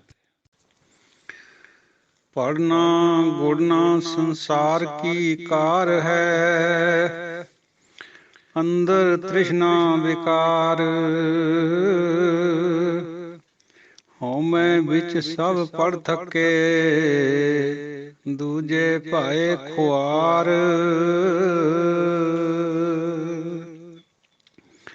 ਸ਼ਲੋਕ ਮਹਲਾ ਪਹਿਲਾ। ਪੜ ਪੜ ਗੱਡੀ ਲੱਦੀਐ, ਪੜ ਪੜ ਭਰੀਐ ਸਾਥ। ਪੜ ਪੜ ਬੇੜੀ ਪਾਈਐ, ਪੜ ਪੜ ਗੱਡੀਐ ਖਾਤ। ਪੜੀਐ ਜੇਤੇ ਬਰਸ ਬਰਸ, ਪੜੀਐ ਜੇਤੇ ਮਾਸ। ਪੜੀਐ ਜੇਤੀ ਆਰਜਾ, ਪੜੀਐ ਜੇਤੇ ਸਾਸ। ਨਾਨਕ ਲੇਖੈ ਇੱਕ ਗੱਲ, ਹੋਰ ਹਉਮੈ ਝਖਣਾ ਝਾਖ। ਮਹਿਲਾ ਪਹਿਲਾ। ਲਿਖ ਲਿਖ ਪੜਿਆ ਤੇਤਾ ਕੜਿਆ, ਬਹੁ ਤੀਰਥ ਭਵਿਆ ਤੇਤੋ ਲਵਿਆ। ਬਹੁ ਭੇ ਕੀਆ ਦੇਹੀ ਦੁਖ ਦੀਆ, ਸੋਵੇ ਜੀਆ ਆਪਣਾ ਕੀਆ। ਅੰਨ ਨਾ ਖਾਇਆ ਸਾਧ ਗਵਾਇਆ, ਬਹੁ ਦੁੱਖ ਪਾਇਆ ਦੂਜਾ ਪਾਇਆ। ਵਸਤਰ ਨ ਪਹਿਰੈ ਅਹਨਿਸ ਕਹਿਰੈ, ਮੋਨ ਵਿਗੂਤਾ ਕਿਉ ਜਾਗੈ ਗੁਰ ਬਿਨ ਸੂਤਾ। ਪੱਗ ਉਪੇ ਤਾਣਾ, ਆਪਣਾ ਕੀਆ ਕਮਾਣਾ। ਹਲਮਲ ਖਾਈ ਸਿਰ ਛਾਈ ਪਾਈ, ਮੂਰਖ ਅੰਧੈ ਪਤ ਗਵਾਈ। ਬਿਨ ਨਾਵੈ ਕਿਛ ਥਾਏ ਨ ਪਾਈ, ਰਹੈ ਬਿਵਾਣੀ ਮੜੀ ਮਸਾਣੀ। ਅੰਧ ਨ ਜਾਣੈ ਫਿਰ ਪਛਤਾਣੀ। ਸਤਿਗੁਰ ਭੇਟੇ, ਸਤਿਗੁਰ ਭੇਟੇ ਸੋ ਸੁਖ ਪਾਏ। ਹਰਿ ਕਾ ਨਾਮ ਮਨ ਵਸਾਏ, ਨਾਨਕ ਨਦਰ ਕਰੇ ਸੋ ਪਾਏ। ਆਸ ਅੰਦੇਸੇ ਤੇ ਨਹਿ ਕੇਵਲ, ਹਉਮੈ ਸ਼ਬਦ ਜਲਾਏ। ਪੌੜੀ। ਭਗਤ ਤੇਰੇ ਮਨ ਭਾਮਦੇ, ਦਰ ਸੋਹਨ ਕੀਰਤ ਗਾਮਦੇ। ਨਾਨਕ ਕਰਮਾ ਬਾਹਰੇ, ਦਰ ਢੋ ਨ ਲਹਿਨੀ ਧਾਮਦੇ। ਇੱਕ ਮੂਲ ਨਾ ਬੁੱਝਣ ਆਪਣਾ, ਅਣਹੋਂਦਾ ਆਪ ਗਣਾਇਂਦੇ। ਹਉ ਢਾਡੀ ਕਾ ਨੀਚ ਜਾਤ, ਹੋਰ ਉੱਤਮ ਜਾਤ ਸਦਾਇਂਦੇ। ਤਿਨ ਮੰਗਾ ਜੇ ਤੁਜੈ ਧਿਆਇਂਦੇ। ਹਉ ਢਾਡੀ ਕਾ ਨੀਚ ਜਾਤ, ਹੋਰ ਉੱਤਮ ਜਾਤ ਸਦਾਇਂਦੇ। ਤਿਨ ਮੰਗਾ ਜੇ ਤੁਝੈ ਧਿਆਇਂਦੇ। ਵਾਹਿਗੁਰੂ ਜੀ ਕਾ ਖਾਲਸਾ, ਵਾਹਿਗੁਰੂ ਜੀ ਕੀ ਫਤਿਹ। ਗੁਰਬਾਣੀ ਵਿਚਾਰ ਗਰੁੱਪ ਦੇ ਸਾਰੇ ਗੁਰਮੁਖ ਸੱਜਣੋ, ਬਾਕੀ ਵੀ ਸਾਰੀ ਸਾਧ ਸੰਗਤ ਗੁਰੂ ਖਾਲਸਾ ਜੀਓ, ਆਪ ਜੀ ਨੂੰ ਸ਼ਤ ਸ਼ਤ ਪ੍ਰਣਾਮ। ਦੁਬਾਰਾ ਫਤਿਹ ਗੁਜ਼ਾਰਿਆ ਦਾਸਰਾ। ਵਾਹਿਗੁਰੂ ਜੀ ਕਾ ਖਾਲਸਾ, ਵਾਹਿਗੁਰੂ ਜੀ ਕੀ ਫਤਿਹ। ਸਮਾਜ ਦੇ ਵਿੱਚ ਕੁਛ ਪਾਖੰਡ ਚੱਲਦੇ ਆ ਸੱਚ ਦੇ ਨਾਂ ਦੇ ਉੱਤੇ। ਉਹਨਾਂ ਵਿਚਾਰਾਂ ਦਾ ਖੰਡਨ ਗੁਰੂ ਨਾਨਕ ਪਾਤਸ਼ਾਹ ਬੜੇ ਜ਼ੋਰ ਨਾਲ ਕਰ ਰਹੇ। ਪੜ੍ਹਨੇ ਦੀ ਗੱਲ ਆ ਰਹੀ ਹੈ ਪਹਿਲਾਂ। ਪੜ ਪੜ ਗੱਡੀ ਲੱਦੀ, ਪੜ ਪੜ ਭਰੀਆਂ ਸਾਥ। ਭਾਈ ਗੱਡੇ ਲੱਦ ਲਓ ਭਾਵੇਂ ਕਿਤਾਬਾਂ ਦੇ, ਪੜ੍ਹੀ ਜਾਓ। ਕਾਫਲੇ ਭਰ ਲਓ, ਕਾਫਲਿਆਂ ਦੇ ਨਾਲ ਚੱਲੋ ਕਿਤਾਬਾਂ ਲੈ ਲੈ ਕੇ। ਪੜ ਪੜ ਬੇੜੀ ਪਾਈ ਹੈ, ਭਾਵੇਂ ਕਿਸ਼ਤੀਆਂ ਭਰ ਲਓ। ਔਰ ਪੜ ਪੜ ਗੱਡੀਆਂ ਖਾਤ। ਖਾਤ ਹੁੰਦੇ ਸਾਧ ਸੰਗਤ ਜੀ ਟੋਏ ਨੂੰ ਕਹਿੰਦੇ ਆ ਵੈਸੇ, ਲੇਕਿਨ ਇੱਥੇ ਇੱਕ ਖਾਸ ਸ਼ਬਦਾਂ ਵਿੱਚ ਇਹ ਖਾਤ ਸ਼ਬਦ ਆਇਆ, ਖਾਸ ਅਰਥਾਂ 'ਚ। ਜਿਹੜੇ ਸ਼ਾਹ ਹੁੰਦੇ ਸੀ ਪੁਰਾਣੇ, ਲੋਕਾਂ ਨੂੰ ਪੈਸਾ ਧੇਲਾ ਦਿਆ ਕਰਦੇ ਸੀ ਤੇ ਦਾਣੇ ਜਮ੍ਹਾਂ ਕਰਕੇ ਰੱਖਦੇ ਸੀ। ਉਹ ਦਾਣੇ ਵੀ ਔਖੇ ਟਾਈਮ 'ਚ ਆਮ ਲੋਕਾਂ ਨੂੰ ਦਿਆ ਕਰਦੇ ਸੀ, ਉਹ ਭਾਵੇਂ ਵਿਆਜ ਤੇ ਦਿੰਦੇ ਸੀ।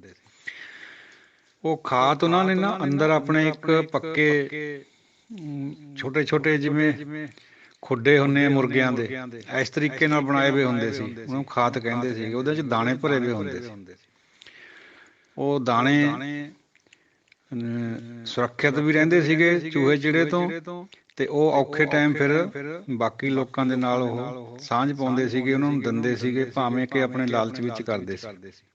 ਲੇਕਿਨ ਚਲੋ ਗੁਜ਼ਾਰਾ ਹੋ ਜਾਂਦਾ ਸੀਗਾ। ਜਦੋਂ ਕਿਤੇ ਅਕਾਲ ਵਗੈਰਾ ਪੈ ਜਾਂਦਾ ਸੀ ਜਾਂ ਬਾੜ ਆ ਗਈ, ਕਿਤੇ ਹੜ੍ਹ ਆ ਗਏ, ਕਿਸਾਨ ਵੀ ਮਜ਼ਦੂਰ ਵੀ ਸਭ ਉੱਥੋਂ ਲੈ ਕੇ ਦਾਣੇ ਵਰਤ ਲਿਆ ਕਰਦੇ ਸੀ। ਉਹਨਾਂ ਨੂੰ ਖਾਦ ਕਹਿੰਦੇ ਸੀ। ਚਾਹੇ ਉਹ ਖਾਦ ਵੀ ਕਿਤਾਬਾਂ ਦੇ ਭਰ ਦੋ ਭਾਈ, ਪੜ੍ਹੀਆਂ ਜੇਤੇ ਬਰਸ ਬਰਸ, ਪੜ੍ਹੀਆਂ ਜੇਤੇ ਮਾਸ। ਸਾਰੀ ਉਮਰ ਪੜ੍ਹਦੇ ਰਹੋ, ਮਹੀਨੇ ਸਾਲ ਪੜ੍ਹਦੇ ਹੀ ਰਹੋ। ਪੜ੍ਹੀਏ ਜੇਤੀ ਆਰਜਾ, ਪੜ੍ਹੀਏ ਜੇਤੇ ਸਾਸ। ਸਾਰੀ ਉਮਰ ਪੜ੍ਹਦੇ ਰਹੋ, ਸਾਰੇ ਸਵਾਸਾਂ ਦੇ ਨਾਲ ਪੜ੍ਹਦੇ ਰਹੋ। ਭਾਈ ਗੱਲ ਤਾਂ ਇੱਕੋ ਹੀ ਹੈ, ਨਾਨਕ ਲੇਖਿਆ ਇੱਕ ਗੱਲ, ਹੋਰ ਹਉਮੈ ਚੱਖਣਾ ਝਾਕ। ਲੇਖੇ ਵਿੱਚ ਇੱਕ ਗੱਲ ਪੈਣੀ ਹੈ, ਸਤਿਨਾਮ ਵਾਹਿਗੁਰੂ। ਬਾਕੀ ਸਭ ਐਵੇਂ ਝੱਖ ਮਾਰਨਾ। ਇਹ ਜਿਹੜਾ ਪੜ੍ਹਨਾ ਹੈ ਸਾਧ ਸੰਗਤ ਜੀਓ, ਜਿਵੇਂ ਸੰਸਾਰ ਪੜ੍ਹ ਰਿਹਾ ਉਹਦੀ ਨਿਖੇਧੀ ਕਰੀਏ ਗੁਰੂ ਪਾਤਸ਼ਾਹ ਨੇ। ਜੇ ਕੋਈ ਗੁਰਮੁਖਤਾਈ ਵਾਂਗ ਪੜ੍ਹੇ, ਅਰਥ ਵਿਚਾਰ ਕਰੇ, ਉਹਦੇ ਚੋਂ ਆਪਣੇ ਉੱਪਰ ਉਹਨੂੰ ਲਾਗੂ ਵੀ ਕਰ ਲਵੇ, ਤਾਂ ਪੜ੍ਹਨਾ ਤਾਂ ਬਹੁਤ ਵਧੀਆ ਚੀਜ਼ ਹੈ। ਪਹਿਲਾ ਸਟੈਪ ਹੈ ਉੱਧਰ ਨੂੰ ਤੁਰਨ ਦਾ। ਲੇਕਿਨ ਇੱਥੇ ਦੂਜਾ ਪੱਖ ਲਿਆ ਗੁਰੂ ਸਾਹਿਬ ਨੇ ਵੀ। ਇਹੋ ਜਿਹੇ ਪੰਡਿਤ ਵੀ ਸੀ ਉਹਨਾਂ ਦਿਨਾਂ 'ਚ, ਜਿਹੜੇ ਲੋਕਾਂ ਨੂੰ ਹਰਾ ਕੇ ਵਿਦਵਤਾ ਦੇ ਵਿੱਚ ਉਹਨਾਂ ਦੇ ਸਾਰੇ ਗ੍ਰੰਥ ਆਪ ਖੋਲਿਆ ਕਰਦੇ ਸੀ। ਉਹਨਾਂ ਦੀ ਵਿਚਾਰ ਹੋ ਰਹੀ ਹੈ ਵੀ ਇਹੋ ਜਿਹੇ ਪੜ੍ਹਨੇ ਦਾ ਕੋਈ ਫਾਇਦਾ ਨਹੀਂ ਜੇ ਹਉਮੈ ਨਾ ਟੁੱਟੀ, ਜੇ ਸਤਿਨਾਮ ਵਾਹਿਗੁਰੂ ਪਰ ਨਾ ਆਇਆ ਬੰਦਾ। ਕਬੀਰ ਜੀ ਦਾ ਫਰਮਾਨ ਹੈ, ਹਮਰੇ ਰਾਮ ਨਾਮ ਕਹੇ ਉਬਰੇ, ਵੇਦ ਭਰੋਸੇ ਪਾਂਡੇ ਡੂਬ ਮਰੇ। ਇਹ ਵੇਦਾਂ ਦੀਆਂ ਵਿਚਾਰਾਂ ਕਰਨ ਵਾਲੇ, ਤ੍ਰੈਗੁਣਾਂ 'ਚ ਵੇਦਾਂ ਨੂੰ ਪੜ੍ਹਨ ਵਾਲੇ, ਉਚਾਰਨ ਕਰਨ ਵਾਲੇ ਸਭ ਡੁੱਬ ਜਾਂਦੇ ਭਾਈ। ਕਬੀਰ ਜੀ ਦਾ ਫਰਮਾਨ ਹੈ, ਕੇਵਲ ਰਾਮ ਦਾ ਨਾਂ ਛਡਾਉਣ ਵਾਲਾ। ਹੁਣ ਰਾਮ ਦਾ ਨਾਂ ਗੁਰਬਾਣੀ ਦੇ ਵਿੱਚ ਵਾਰ-ਵਾਰ ਆ ਰਿਹਾ ਹੈ, ਇਸ ਕਰਕੇ ਗੁਰਬਾਣੀ ਦੀ ਤੁਲਨਾ ਕਿਸੇ ਹੋਰ ਗ੍ਰੰਥ ਵਿਸ਼ੇਸ਼ ਨਾਲ ਨਹੀਂ ਕਰੀ ਜਾ ਸਕਦੀ, ਕਿਉਂਕਿ ਇਹ ਗੁਰੂ ਦੀ ਪਦਵੀ ਹੈ ਇਹਦੇ ਕੋਲ। ਇਹ ਸਿਵਾਏ ਸੱਚ ਤੋਂ ਹੋਰ ਕੁਛ ਹੈ ਹੀ ਨਹੀਂ, ਫੁੱਲਨੈਸ ਆਫ ਟਰੂਥ ਹੈ ਇਹਦੇ 'ਚ। ਸੋ ਪੜ੍ਹਨਾ ਤਾਂ ਚੰਗੀ ਬਾਤ ਹੈ, ਜੇ ਆਪਾਂ ਪੜ੍ਹਨੇ ਤੋਂ ਭਾਵ ਲਈਏ ਵੀ ਅਸੀਂ ਵਿੱਚ ਕਿਆ ਲਿਖਿਆ ਉਹਨੂੰ ਜਾਣੀਏ, ਉਹਦੀ ਵਿਚਾਰ ਕਰੀਏ, ਉਹਨੂੰ ਆਪਣੇ ਉੱਪਰ ਲਾਗੂ ਕਰੀਏ। ਉਹ ਵਿਚਾਰ ਇਹੀ ਹੈ ਵੀ ਸਾਰੀ ਪੜ੍ਹਾਈ ਤੋਂ ਬਾਅਦ ਬੰਦਾ ਇੱਕ ਸ਼ਬਦ ਦੇ ਉੱਤੇ ਟਿਕ ਜਾਵੇ ਆ ਕੇ, ਸਤਿਨਾਮ ਵਾਹਿਗੁਰੂ ਵਾਹਿਗੁਰੂ ਵਾਹਿਗੁਰੂ। ਭਗਤ ਇਸੇ ਤਰ੍ਹਾਂ ਕਰਦੇ ਹਨ। ਜਿਹੜਾ ਸੰਸਾਰੀ ਬੰਦਾ ਹੈ, ਵਿਦਵਾਨ ਬੰਦਾ ਹੈ, ਤ੍ਰੈਗੁਣਾਂ ਵਿੱਚ ਹੈ, ਉਹਨੇ ਵਿਚਾਰਾਂ ਕਰਕੇ ਆਪਣਾ ਗਲਬਾ ਪਾਉਣਾ ਹੁੰਦਾ। ਲੇਕਿਨ ਭਗਤ ਉਹਨੂੰ ਸਵਾਸ ਸਵਾਸ ਯਾਦ ਕਰਦੇ। ਭਗਤ ਦੀ ਵਡਿਆਈ ਕਰੀ ਹੈ ਗੁਰਬਾਣੀ ਨੇ, ਵਿਦਵਾਨਾਂ ਦੀ ਐ ਸੱਚ ਨਹੀਂ ਕਰੀ ਜਿਹੜੇ ਤ੍ਰੈਗੁਣਾਂ 'ਚ ਸਿਰਫ ਵਿਚਾਰਾਂ ਹੀ ਕਰਦੇ। ਕੋਈ ਵਿਦਵਾਨ ਅਗਰ ਆਪਣੇ ਉੱਪਰ ਲਾ ਲਿਆ ਉਹਨੂੰ ਪੜ੍ਹ ਕੇ, ਉਹ ਤਾਂ ਭਗਤ ਬਣ ਜਾਂਦਾ, ਫਿਰ ਉਹਦੀ ਤਾਂ ਵਡਿਆਈ ਬਹੁਤ ਹੈ। ਭਾਈ ਗੁਰਦਾਸ ਜੀ ਵੀ ਤਾਂ ਪੜ੍ਹੇ ਹੋਏ ਸੀਗੇ, ਬਾਬਾ ਬੁੱਢਾ ਜੀ ਵੀ ਪੜ੍ਹ ਕੇ ਸੁਣਾਉਂਦੇ ਸੀਗੇ ਰੋਜ਼ ਬਾਣੀ, ਪਹਿਲੇ ਹੈੱਡ ਗ੍ਰੰਥੀ ਸੀ ਦਰਬਾਰ ਸਾਹਿਬ ਦੇ। ਸੋ ਪੜ੍ਹਨੇ ਦਾ ਇੱਕ ਅੰਦਾਜ਼ ਹੈ ਜਿਹੜਾ ਤ੍ਰੈਗੁਣਾਂ 'ਚ ਹੋ ਰਿਹਾ। ਇਹ ਗੱਲ ਵੀ ਇੱਕ ਸੱਚਾਈ ਹੈ ਅੱਜ ਕੱਲ੍ਹ ਵੀ, ਅਸੀਂ ਗੁਰਬਾਣੀ ਨੂੰ ਵੀ ਉਸੇ ਤਰੀਕੇ ਨਾਲ ਲੈ ਲਿਆ ਆਪਣੀ ਉਪਜੀਵਕਾ ਖਾਤਰ। ਪਾਠ ਕਰਨਾ, ਕਰਾਉਣਾ, ਰਸਮ ਕਰਨੀ, ਕਰਾਉਣੀ, ਦੈਟਸ ਆਲ, ਆਪਣੇ ਉੱਪਰ ਨਹੀਂ ਲਗਾਉਣਾ। ਫਿਰ ਇਹੋ ਜਿਹੀ ਪੜ੍ਹਾਈ ਨੂੰ ਗੁਰਬਾਣੀ ਨਹੀਂ ਬਹੁਤਾ ਪ੍ਰਵਾਨ ਕਰਦੀ।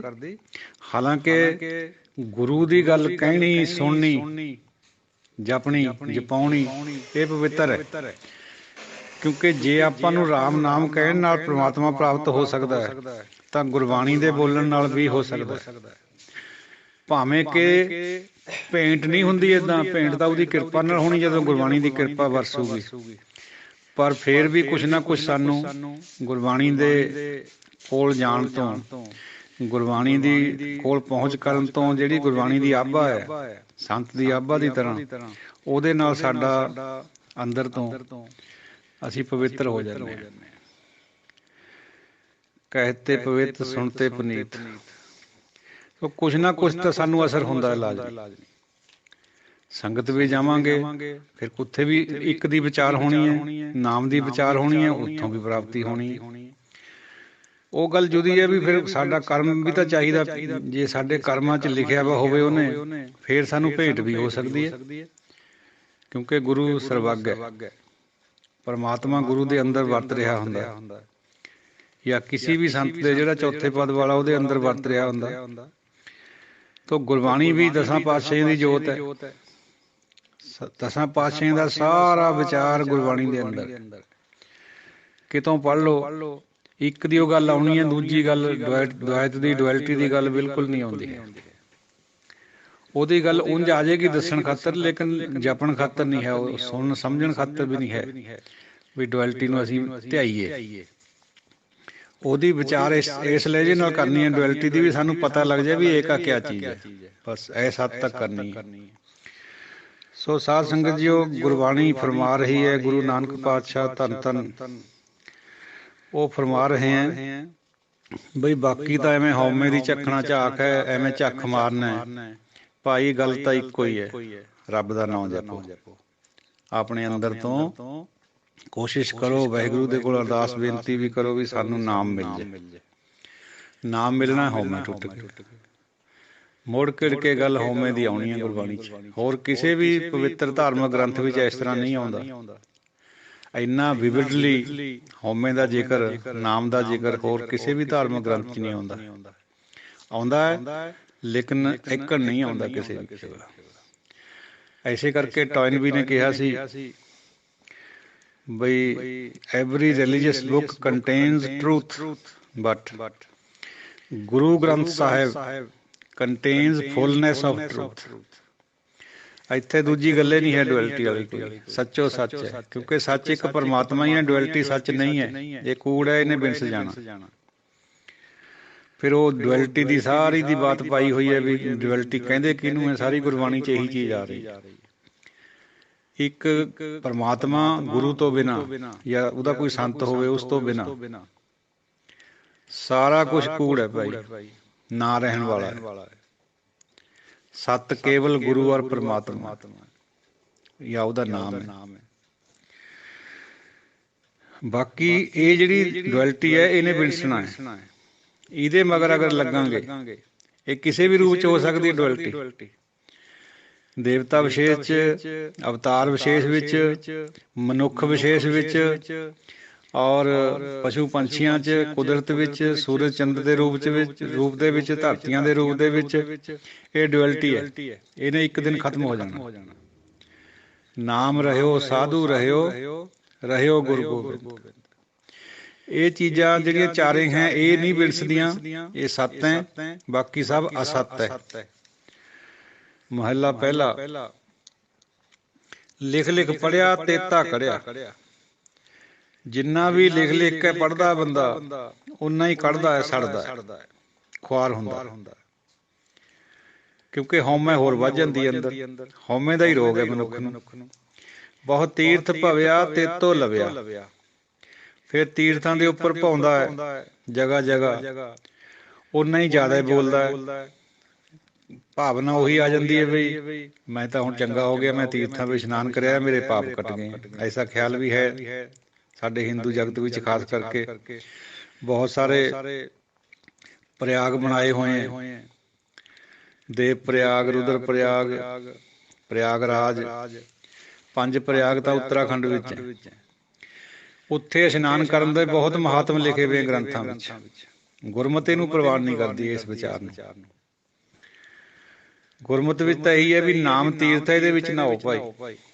ਬਾਹਰ ਦੇ ਨਹਾਉਣ ਨਾਲ ਸਰੀਰ ਦੀ ਮੈਲ ਤਾਂ ਭਾਵੇਂ ਉਤਰ ਜੇ, ਲੇਕਿਨ ਅੰਦਰ ਦੀ ਮੈਲ ਨਹੀਂ ਜਾ ਸਕਦੀ। ਤੀਰਥ ਨਹਾਏ ਨਾ ਉਤਰ ਸਮੈਲ, ਕਰਮ ਧਰਮ ਸਭ ਹਉਮੈ ਫੈਲ। ਇਹ ਹਉਮੈ ਦਾ ਪਸਾਰਾ ਹੈ ਜਿਹੜਾ ਤੀਰਥਾਂ ਦਾ ਇਸ਼ਨਾਨ। ਸੋ ਤੀਰਥਾਂ ਦੇ ਨਹਾਉਣ ਨਾਲ ਕੁਛ ਵੀ ਪ੍ਰਾਪਤ ਨਹੀਂ ਹੁੰਦਾ। ਇਹ ਗੁਰਬਾਣੀ ਦਾ ਸਿਧਾਂਤ ਹੈ। ਜੇ ਨਹਾਉਣਾ ਹੈ ਤਾਂ ਨਾਮ ਦੇ ਵਿੱਚ ਨਹਾਓ, ਆਪਣੇ ਮਨ ਦੇ ਵਿੱਚ ਨਹਾਓ। ਇਹ ਮਨ ਕਾਸ਼ੀ ਸਭ ਤੀਰਥ ਸਿਮਰਤ ਸਤਿਗੁਰ ਦੀਆ ਬੁਝਾਏ। ਸਤਿਗੁਰੂ ਤੋਂ ਇਸ ਗੱਲ ਦੀ ਸੋਝੀ ਪੈਂਦੀ ਹੈ ਵੀ ਮਨ ਹੀ ਤੀਰਥ ਹੈ, ਇਹੀ ਕਾਸ਼ੀ ਹੈ, ਇਹੀ ਸਿਮਰਤੀ ਹੈ। ਮਨ ਹੈ ਜਿਹੜਾ, ਮਨ ਨੂੰ ਮਨ ਨਾਲ ਹੀ ਯੁੱਧ ਕਰਾਉਣਾ ਹੈ ਤਾਂ ਕਿ ਵਿਕਾਰ ਨਿਕਲ ਜਾਏ ਤੇ ਨਾਮ ਆ ਕੇ ਅੰਦਰ ਪ੍ਰਵੇਸ਼ ਕਰ ਜਾਏ। ਸੋ ਜਿੰਨੇ ਵੀ ਦੁਨੀਆ ਦੇ ਵਿਸ਼ੇਸ਼ ਕਰਮ ਕਰੇ ਜਾਂਦੇ ਆ ਰੱਬ ਦੇ ਨਾਂ ਦੇ ਉੱਤੇ, ਉਹਨਾਂ ਸਾਰਿਆਂ ਦਾ ਲਗਭਗ ਖੰਡਨ ਹੈ ਗੁਰਬਾਣੀ 'ਚ। ਬਹੁ ਭੇਖ ਕੀਆ ਦੇਹੀ ਦੁੱਖ ਦੀਆ। ਬਹੁਤ ਸਾਰੇ ਭੇਖ ਬਣਾ ਲੈਂਦਾ ਬੰਦਾ ਘੜੀ ਵਿੱਚ ਰੱਬ ਦੇ ਨਾਂ ਦੇ ਉੱਤੇ ਦੁਨੀਆ ਨੂੰ ਭਰਮਾਉਣ ਖਾਤਰ। ਇਹ ਆਪਣੇ ਸਰੀਰ ਨੂੰ ਦੁੱਖ ਦੇਣ ਦੀ ਉਹ ਗੱਲ ਹੈ, ਹੋਰ ਕੁਛ ਨਹੀਂ ਹੈ। ਸਵਾਹ ਮਾਲੀ ਪਿੰਡੇ ਦੇ ਉੱਤੇ ਦੁੱਖ ਦੇਣ, ਇਹਦੇ ਚੋਂ ਨਿਕਲਣਾ ਤਾਂ ਕੁਛ ਹੈ ਨਹੀਂ, ਤਾਂ ਬਾਹਰੀ ਕਰਮ ਹੈ। ਸੌਵੇ ਜੀਆ ਆਪਣਾ ਕੀਆ, ਤੇ ਬੰਦਿਆ ਜੋ ਤੂੰ ਕਰਦਾ ਹੈ ਮਨਾ, ਜੋ ਤੂੰ ਕਰਦਾ ਹੈ ਫਿਰ ਸਹਿ ਇਹਨੂੰ ਆਪਣੇ ਆਪ ਨੂੰ। ਅੰਨ ਨਾ ਖਾਇਆ ਸਾਧ ਗਵਾਇਆ। ਹੁਣ ਵਰਤ ਰੱਖਣ ਦੀ ਬਾਤ ਹੈ। ਹਿੰਦੂ ਧਰਮ ਵਿੱਚ ਔਰ ਮੁਸਲਿਮ ਧਰਮ ਦੇ ਵਿੱਚ, ਇਸਲਾਮ ਦੇ ਵਿੱਚ ਵਰਤਾਂ ਦੀ ਬਹੁਤ ਮਹਾਨਤਾ ਹੈ। ਹਿੰਦੂ 24 ਵਰਤ ਰੱਖਦੇ ਹੈ ਸਾਲ ਦੇ ਵਿੱਚ, ਕਾਦਸ਼ੀਆਂ ਦੇ ਰੂਪ 'ਚ। ਮੁਸਲਮਾਨ ਰਮਜ਼ਾਨ ਦੇ ਰੂਪ 'ਚ ਮਹੀਨੇ ਦੇ ਵਰਤ ਰੱਖਦੇ ਹੈ। ਲੇਕਿਨ ਗੁਰਬਾਣੀ ਨੇ ਇਸ ਗੱਲ ਨੂੰ ਪ੍ਰਵਾਨ ਨਹੀਂ ਕਰਿਆ। ਉਹ ਗੁਰਬਾਣੀ ਦਾ ਫਰਮਾਨ ਇਹ ਹੈ ਵੀ ਸਰੀਰ ਨੂੰ ਤੰਦਰੁਸਤ ਰੱਖਣ ਖਾਤਰ ਕਿਤੇ ਕਦਾਈ ਜੇ ਨਹੀਂ ਰੋਟੀ ਖਾਣੀ ਛਕਣੀ ਤਾਂ ਅੱਛੀ ਗੱਲ ਹੈ, ਛੱਡ ਲਓ। ਪਰ ਕਿਸੇ ਐਸੀ ਭਾਵਨਾ ਦੇ ਤਹਿਤ ਵੀ ਇਹਦੇ ਨਾਲ ਕੋਈ ਪ੍ਰਾਪਤੀ ਹੋਊਗੀ ਰੱਬ ਦੀ ਜਾਂ ਦੁੱਖ ਕੱਟੇ ਜਾਣਗੇ, ਇਹ ਨਿਰਮੂਲ ਖਿਆਲ ਹੈ। ਗੁਰੂ ਸਾਹਿਬ ਤਾਂ ਇਹ ਫਰਮਾਉਣੇ ਵੀ ਜੇ ਅੰਨ ਨਹੀਂ ਖਾਧਾ ਤਾਂ ਆਪਣਾ ਸਵਾਦ ਖੋ ਲਿਆ ਤਾਂ ਭਾਈ, ਦੁੱਖੇ ਦੇ ਰਿਹਾ ਆਪਣੇ ਜੀਵ ਨੂੰ। ਅੰਨੈ ਬਾਹਰ ਜੋ ਨਰ ਹੋਵੇਂ, ਤੀਨ ਭਵਨ ਮੈਂ ਆਪਣੀ ਖੋਵੇਂ। ਜਿਹੜੇ ਅੰਨ ਤੋਂ ਬਾਹਰ ਹੁੰਦੇ ਯਾਨੀ ਵਰਤ ਰੱਖਦੇ, ਉਹ ਤਿੰਨਾਂ ਭਵਨਾਂ 'ਚ ਆਪਣੀ ਇੱਜ਼ਤ ਖੋ ਬੈਠੇ ਨੇ। ਗੁਰਬਾਣੀ ਦਾ ਫਰਮਾਨ ਹੈ। ਜਪੀਐ ਨਾਮ ਜਪੀਐ ਅੰਨ, ਅੰਬੈ ਕੇ ਸੰਗ ਨੀਕਾ ਵਨ। ਜਿਵੇਂ ਨਾਮ ਜਪਣਾ ਹੈ, ਕਬੀਰ ਜੀ ਫਰਮਾ ਰਹੇ ਹੈ ਵੀ ਅੰਨ ਨੂੰ ਵੀ ਉਸੇ ਤਰ੍ਹਾਂ ਧਿਆਨ ਰੱਖਣਾ, ਉਸੇ ਤਰ੍ਹਾਂ ਜਪਣਾ ਭਾਈ। ਇਹ ਬਹੁਤ ਪਵਿੱਤਰ ਚੀਜ਼ ਹੈ, ਇਹਨੂੰ ਠੁਕਰਾਉਣਾ ਨਹੀਂ ਹੈ। ਬਹੁਤ ਦੁੱਖ ਪਾਇਆ ਦੂਜਾ ਪਾਇਆ। ਇਹ ਦੂਜੇ ਭਾਅ ਦੇ ਵਿੱਚ ਵਰਤ ਰੱਖ ਕੇ ਜਾਂ ਹੋਰ ਜਿਹੜੇ ਕਰਮ ਵਿਸ਼ੇਸ਼ ਕਰਕੇ ਬਹੁਤ ਦੁੱਖ ਆਉਂਦਾ ਹੈ ਜੀਵ ਨੂੰ, ਸਰੀਰ ਨੂੰ ਯਾਤਨਾ ਇੱਕ ਕਿਸਮ ਦੀ ਹੈ। ਇਹਦੇ ਚੋਂ ਨਿਕਲਣਾ ਕੁਛ ਨਹੀਂ ਹੈ। ਜਿਹੜਾ ਵਰਤ ਕਰਵਾ ਚੌਥ ਦੇ ਉੱਤੇ ਹਿੰਦੁਸਤਾਨ ਦੇ ਵਿੱਚ ਰੱਖਿਆ ਜਾਂਦਾ ਹੈ, ਉਹਦੀ ਵਿਚਾਰ ਵੀ ਕਬੀਰ ਜੀ ਨੇ ਪਾਈ ਹੈ। ਔਰ ਬਨਾਰਸ ਦੇ ਵਿੱਚ ਜਿੱਥੇ ਗੜ੍ਹ ਸੀਗਾ ਹਿੰਦੂਤਵ ਸੋਚ ਦਾ, ਪਹਿਲਾਂ ਤੋਂ ਹੀ ਪੜ੍ਹਨੇ ਲਿਖਣੇ ਵਿੱਚ ਵੀ ਸਭ ਤੋਂ ਅੱਗੇ ਸੀ, ਮੋਹਰੀ ਸੀਗਾ ਬਨਾਰਸ। ਉੱਥੇ ਰਹਿ ਕੇ ਇਹ ਬਾਤ ਕਹੀ ਹੈ। ਔਰ ਫਿਰ ਇਹਦਾ ਨਤੀਜਾ ਇਹ ਹੋਣਾ ਸੀ ਵੀ ਦੁੱਖ ਤਾਂ ਮਿਲਣੇ ਹੀ ਸੀਗੇ। ਇਸੇ ਕਰਕੇ ਗੰਗਾ ਦੇ ਵਿੱਚ ਢਾਏ ਗਏ ਬੇੜੀਆਂ ਪਾ ਕੇ। ਦੂਜੇ ਭਾਅ ਦੇ ਵਿੱਚ ਕਰਿਆ ਵਾ ਕੋਈ ਵੀ ਕਰਮ ਸਫਲ ਨਹੀਂ ਹੁੰਦਾ। ਉਹ ਕਰਵਾ ਚੌਥ ਦੀ ਵਿਚਾਰ ਦੂਜੇ ਭਾਅ ਦੀ ਹੈ। ਕਬੀਰ ਜੀ ਫਰਮਾਉਣੇ, ਪਾਤਸ਼ਾਹ ਫਰਮਾਉਣੇ, ਛੋੜੈ ਅੰਨ ਕਰੈ ਪਖੰਡ, ਨਾ ਸੁਹਾਗਣ ਨਾ ਉਹ ਰੰਗ। ਦੇਖੋ ਕਿੱਡੀ ਬੜੀ ਬਾਤ ਹੈ। ਜਿਹੜੀ ਔਰਤ ਸੁਹਾਗਣ ਵਰਤ ਰੱਖਦੀ ਹੈ ਆਪਣੇ ਪਤੀ ਦੀ ਲੰਬੀ ਉਮਰ ਖਾਤਰ, ਵਾਈ ਹੱਥ ਖਿਆਲ ਹੈ ਵੈਸੇ, ਉਹ ਨਾ ਸੁਹਾਗਣਾ 'ਚ ਨਾ ਉਹ ਰੰਡੀਆਂ 'ਚ। ਬਹੁਤ ਸਖਤ ਵਿਚਾਰ, ਕਠੋਰ ਵਿਚਾਰ ਹੈ, ਪਰ ਸੱਚ ਹੈ। ਇਸ ਕਰਕੇ ਕਿਹਾ ਗਿਆ ਜੇ ਮੈਂ ਵਰਤ ਰੱਖਦਾ ਤਾਂ ਮੇਰੇ ਪਾਰਟਨਰ ਨੂੰ ਉਹਦਾ ਕਿਆ ਫਾਇਦਾ ਹੋਊਗਾ ਭਾਈ। ਇਹ ਵਿਚਾਰ ਹੈ। ਵਸਤਰ ਨਾ ਪਹਿਰੈ ਐਨਿਸ ਕਹਿਰੈ। ਫਿਰ ਨੰਗੇ ਰਹਿੰਦੇ ਕਈ ਲੋਕ, ਦਿਨ ਰਾਤ ਆਪਣੇ ਉੱਪਰ ਕਹਿਰ ਕਰਦੇ, ਦੁੱਖ ਸਹਿਨੇ ਸਰੀਰ ਦਾ। ਸੌਵੇ ਜੀਆ ਆਪਣਾ ਕੀਆ। ਇਸ ਗੱਲ ਨਾਲ ਪਰਮਾਤਮਾ ਦਾ ਕਿਆ ਤਾਲੁਕ ਹੈ। ਜੇ ਨੰਗੇ ਰਹਿਣ ਨਾਲ ਹੀ ਪਰਮਾਤਮਾ ਮਿਲਦਾ ਤਾਂ ਬਣਕਾ ਮਿਰਗ ਸਾਰੇ ਜਿੰਨੇ ਵੀ ਜੀਵ ਜੰਤੂ ਹੈ ਉਹ ਨੰਗੇ ਹੀ ਫਿਰਦੇ। ਬਣਕਾ ਮਿਰਗ ਮੁਕਤ ਸਭ ਹੋ।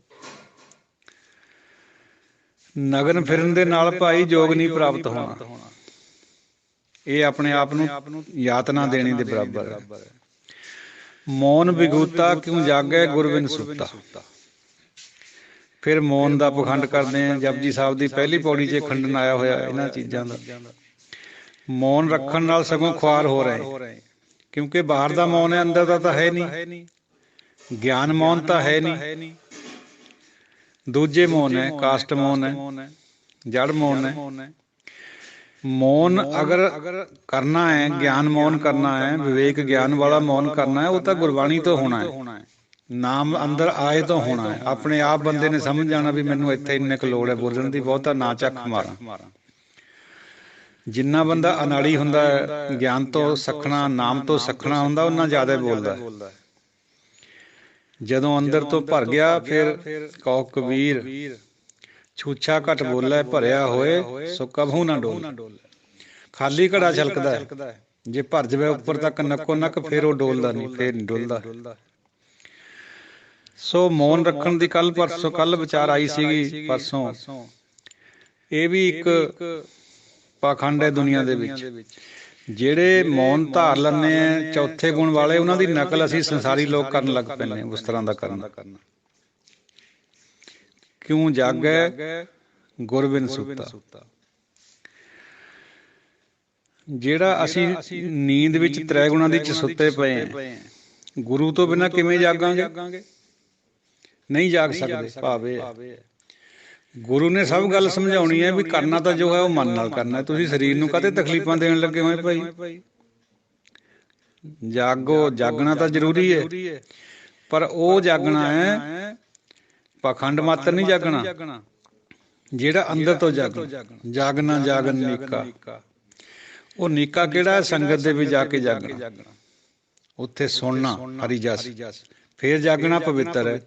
ਤੇ ਜੇ ਜਗਰਾਤੇ ਕਰਦੇ ਆ, ਉਹਨੂੰ ਗੁਰਬਾਣੀ ਨੇ ਮਾਨਤਾ ਨਹੀਂ ਦਿੱਤੀ, ਕਿਉਂਕਿ ਤ੍ਰੈ ਗੁਣਾਂ ਚ ਹੁੰਦਾ ਸਾਰਾ ਕੁਛ। ਸੋ ਗੁਰੂ ਤੋਂ ਬਿਨਾਂ ਭਾਈ ਜਾਗ ਨਹੀਂ ਸਕਦਾ ਬੰਦਾ। ਜਾਗਣ ਦਾ ਇੱਕ ਬਹੁਤ ਬੜਾ ਗਹਿਰਾ ਮਹੱਤਵ ਹੈ ਗੁਰਬਾਣੀ ਦੇ ਵਿੱਚ। ਗੁਰਬਾਣੀ ਸਾਨੂੰ ਸਮਝਾਉਂਦੀ ਹੈ ਵੀ 10 ਵਿੱਚੋਂ 9 ਹਿੱਸੇ ਮਨ ਸੁੱਤਾ ਪਿਆ ਮਨੁੱਖ ਦਾ, ਇੱਕ ਹਿੱਸਾ ਕੇਵਲ ਜਾਗਦਾ ਹੈ ਆਪਣੇ ਦੁਨੀਆਦਾਰੀ ਕਰਨ ਖਾਤਰ।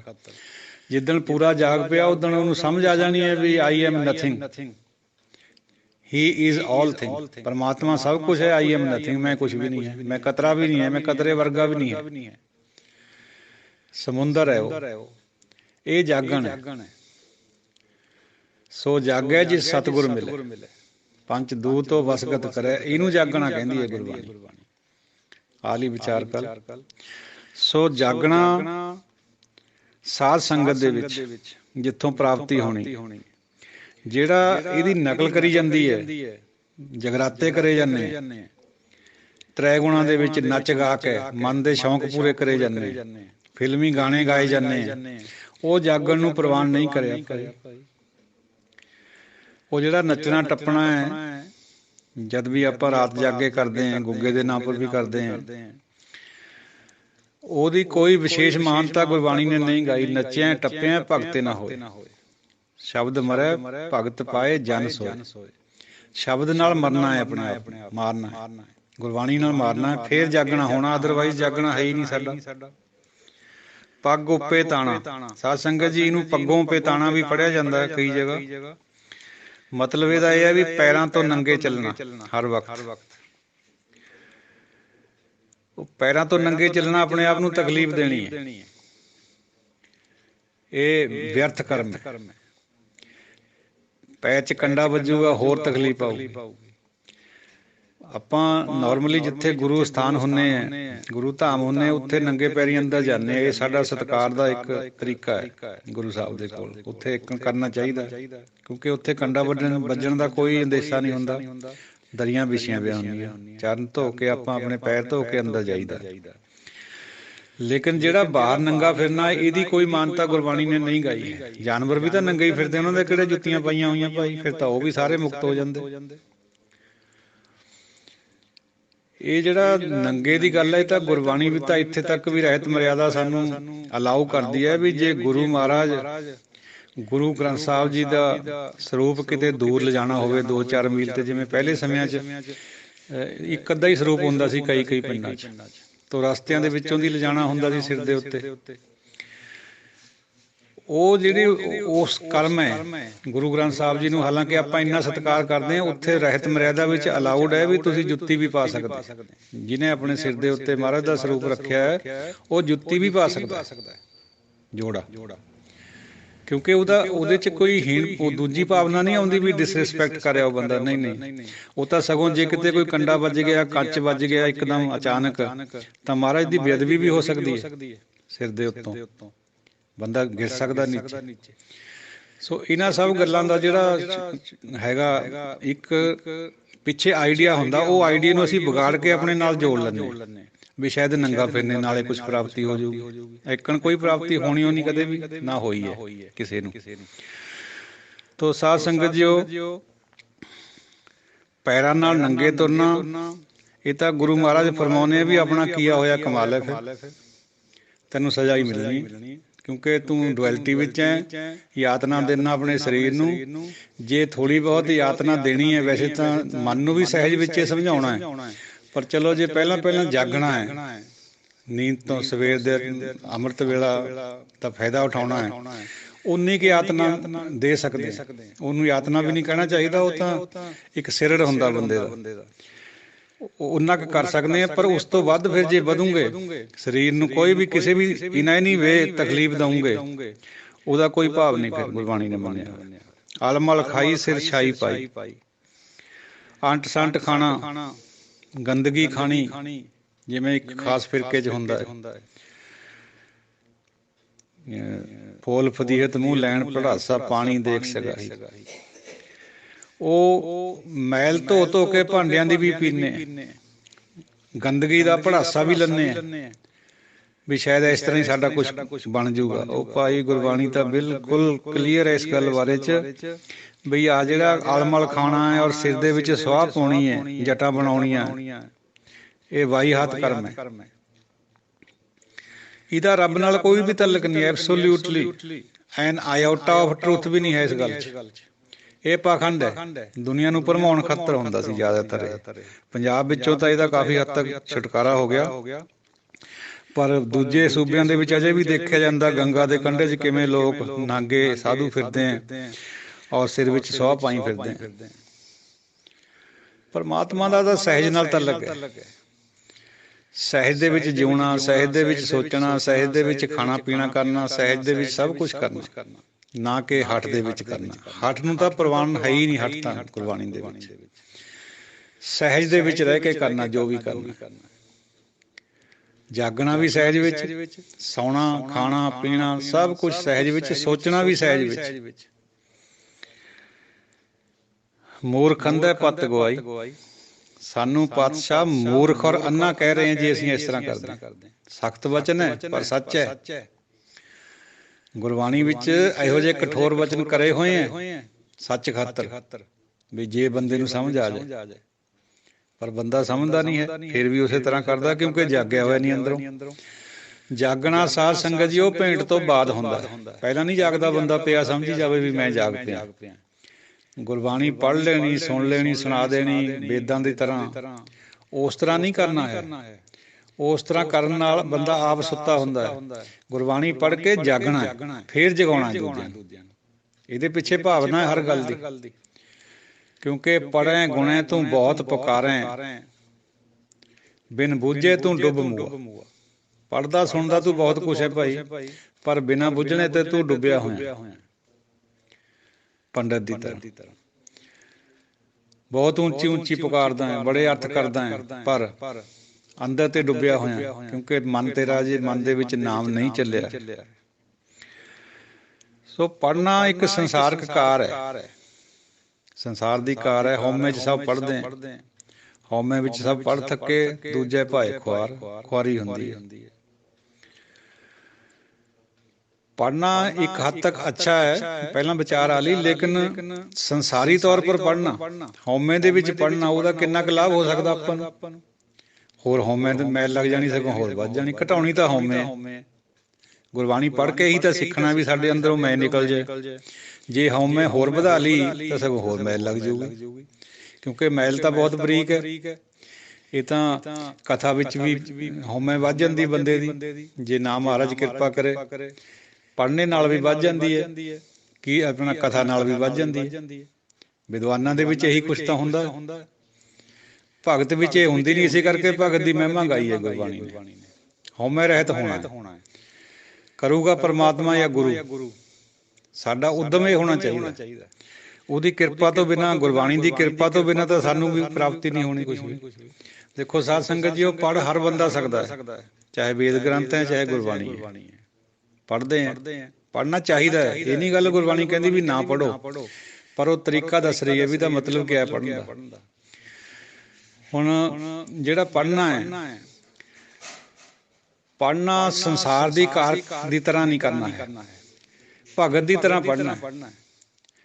ਭਗਤ ਵੀ ਪਾਠ ਕਰਦੇ ਕਰਾਉਂਦੇ ਆ, ਸੰਤ ਲੋਕ ਬਹੁਤ ਸਾਰੇ ਪਾਠ ਕਰਦੇ ਕਰਾਉਂਦੇ, ਲੇਕਿਨ ਉਹਨਾਂ ਦਾ ਪੜ੍ਹਨਾ ਉਸ ਤਰੀਕੇ ਦਾ ਹੁੰਦਾ ਵੀ ਅਸੀਂ ਪਰਮਾਤਮਾ ਦੇ ਨਾਲ ਜੁੜਨਾ ਹੈ, ਸਾਡੇ ਅੰਦਰੋਂ ਮੈਂ ਨਿਕਲ ਜਾਵੇ।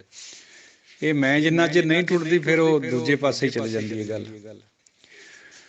ਸੋ ਗੁਰੂ ਨਾਨਕ ਪਾਤਸ਼ਾਹ ਤਾਂ ਬਹੁਤ ਕਲੀਅਰ ਹੈ ਆਪਣੀ ਵਿਚਾਰਾਂ ਦੇ ਵਿੱਚ, ਸਾਨੂੰ ਵੀ ਕਲੀਅਰ ਕਰਨਾ ਚਾਹੁੰਦੇ ਹਾਂ ਬਈ ਭਾਈ ਮੂਰਖ ਨਾ ਬਣੋ, ਅੰਨੇ ਨਾ ਬਣੋ, ਆਪਣੀ ਪੱਤ ਨਾ ਖੋ ਕੇ ਜਾਇਓ ਇੱਥੋਂ, ਜਾਗ ਪੋ, ਜਾਗ ਰੇ ਮਨ ਜਾਗਣ ਹਾਰੇ, ਮਨਾ ਤੂੰ ਜਾਗਣ ਵਾਲਾ ਹੈ, ਜਾਗ ਲੈ। ਕਿਉਂ ਸੁੱਤਾ ਪਿਆ, ਕਿਉਂ ਇਹ ਕੁਛ ਕਰ ਰਿਹਾ ਜੋ ਕੁਛ ਉੱਪਰ ਦੱਸਿਆ ਗੁਰੂ ਮਹਾਰਾਜ ਨੇ। ਪਿਣ ਨਾਵੇ ਕਿਛ ਥਾਂ ਨਾ ਪਾਈ, ਨਾਮ ਤੋਂ ਬਿਨਾਂ ਕਿਛ ਵੀ ਥਾਂ ਨਹੀਂ ਪੈਂਦਾ। ਜਿਹੜੇ ਦੁਨੀਆ ਦਾ ਮਾਰਗ ਉੱਪਰ ਦੱਸਿਆ ਹੈ ਡੁਐਲਿਟੀ ਦਾ, ਉਹਦੇ ਨਾਲ ਪਰਮਾਤਮਾ ਦਾ ਮੇਲ ਨਹੀਂ ਹੋ ਸਕਦਾ ਕਿਸੇ ਵੀ ਤਰ੍ਹਾਂ, ਕਿਉਂਕਿ ਹਉਮੈ ਨਹੀਂ ਟੁੱਟਦੀ। ਨਾਮ ਦਾ ਮਾਰਗ ਹੀ ਐਸਾ ਜਿਹਦੇ ਚ ਪ੍ਰਮੁਖਤਾ ਹੀ ਹਉਮੈ ਟੁੱਟਣ ਨੂੰ ਔਰ ਨਾਮ ਜਪਣੇ ਨੂੰ ਹੈ।